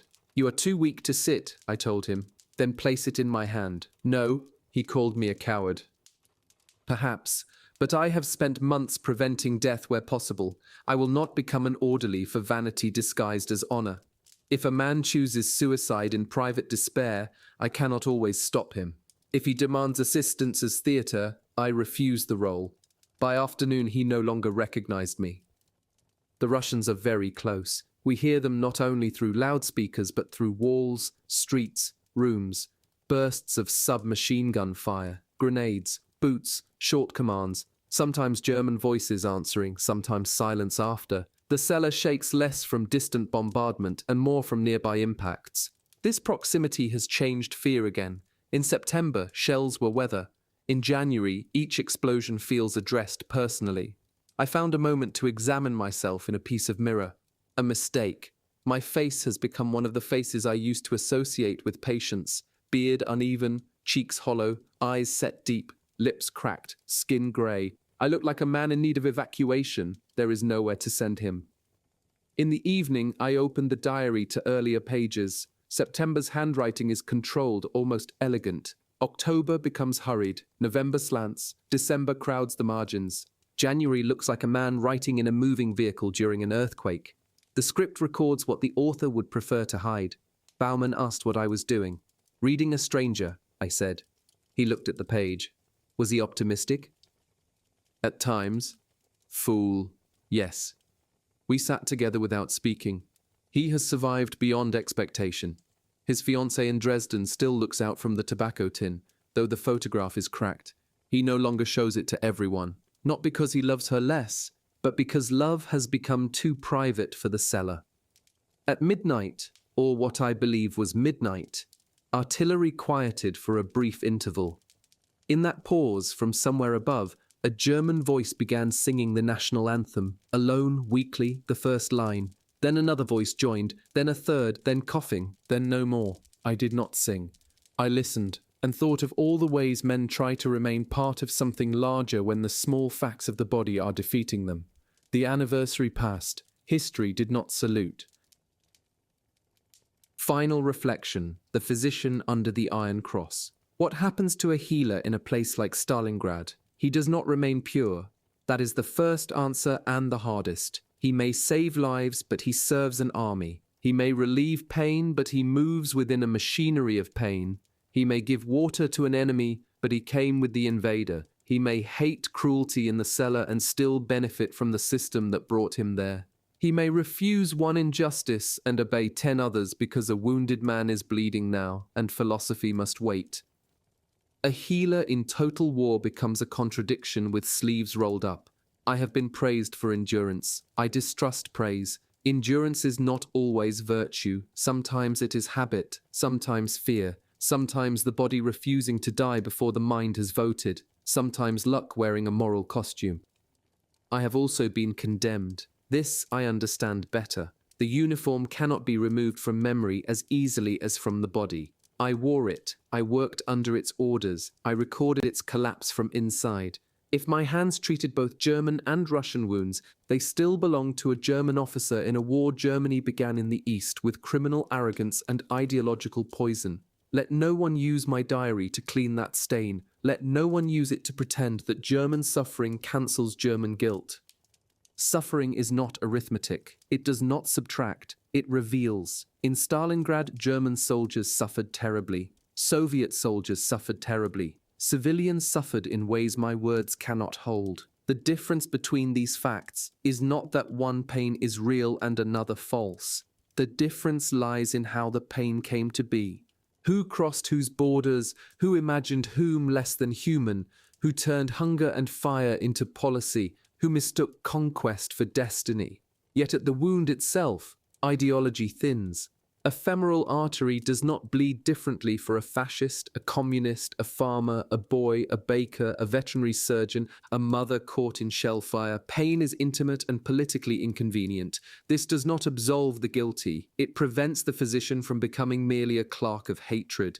I have kept the Iron Cross, not on display, never on display. It lies wrapped beside the notebook, metal and paper, award and witness. One says I was brave according to an army. The other says bravery was too small a word for what happened. The cross is cold when held, so were the instruments. So were the hands of the dead. What should be remembered of Stalingrad? Not only the numbers, though the numbers are necessary. Not only the generals, though command matters. Not only the maps, though encirclement must be understood. Remember the cellar. Remember the absence of morphine. Remember the boots cut from swollen feet. Remember the stove everyone wanted to be near. Remember the Russian word for water. Remember that a city can become a hospital without a rear, and that such a hospital becomes a moral laboratory in which almost every answer fails. Remember also that ruins do not absolve those who made them. If I have any final duty as a doctor, it is not to heal the past. That cannot be done. It is to prevent the wound from being covered too neatly. Leave the bandage partly open. Let the air reach it. Let people see what lies beneath the Iron Cross. Not glory, not romance, not clean sacrifice, but gauze stiff with blood, hands shaking over a body, a cup of water given to an enemy, a child's drawing found inside a mitten, a city that continued dying after it was already dead, and a man who wrote because he could not save enough.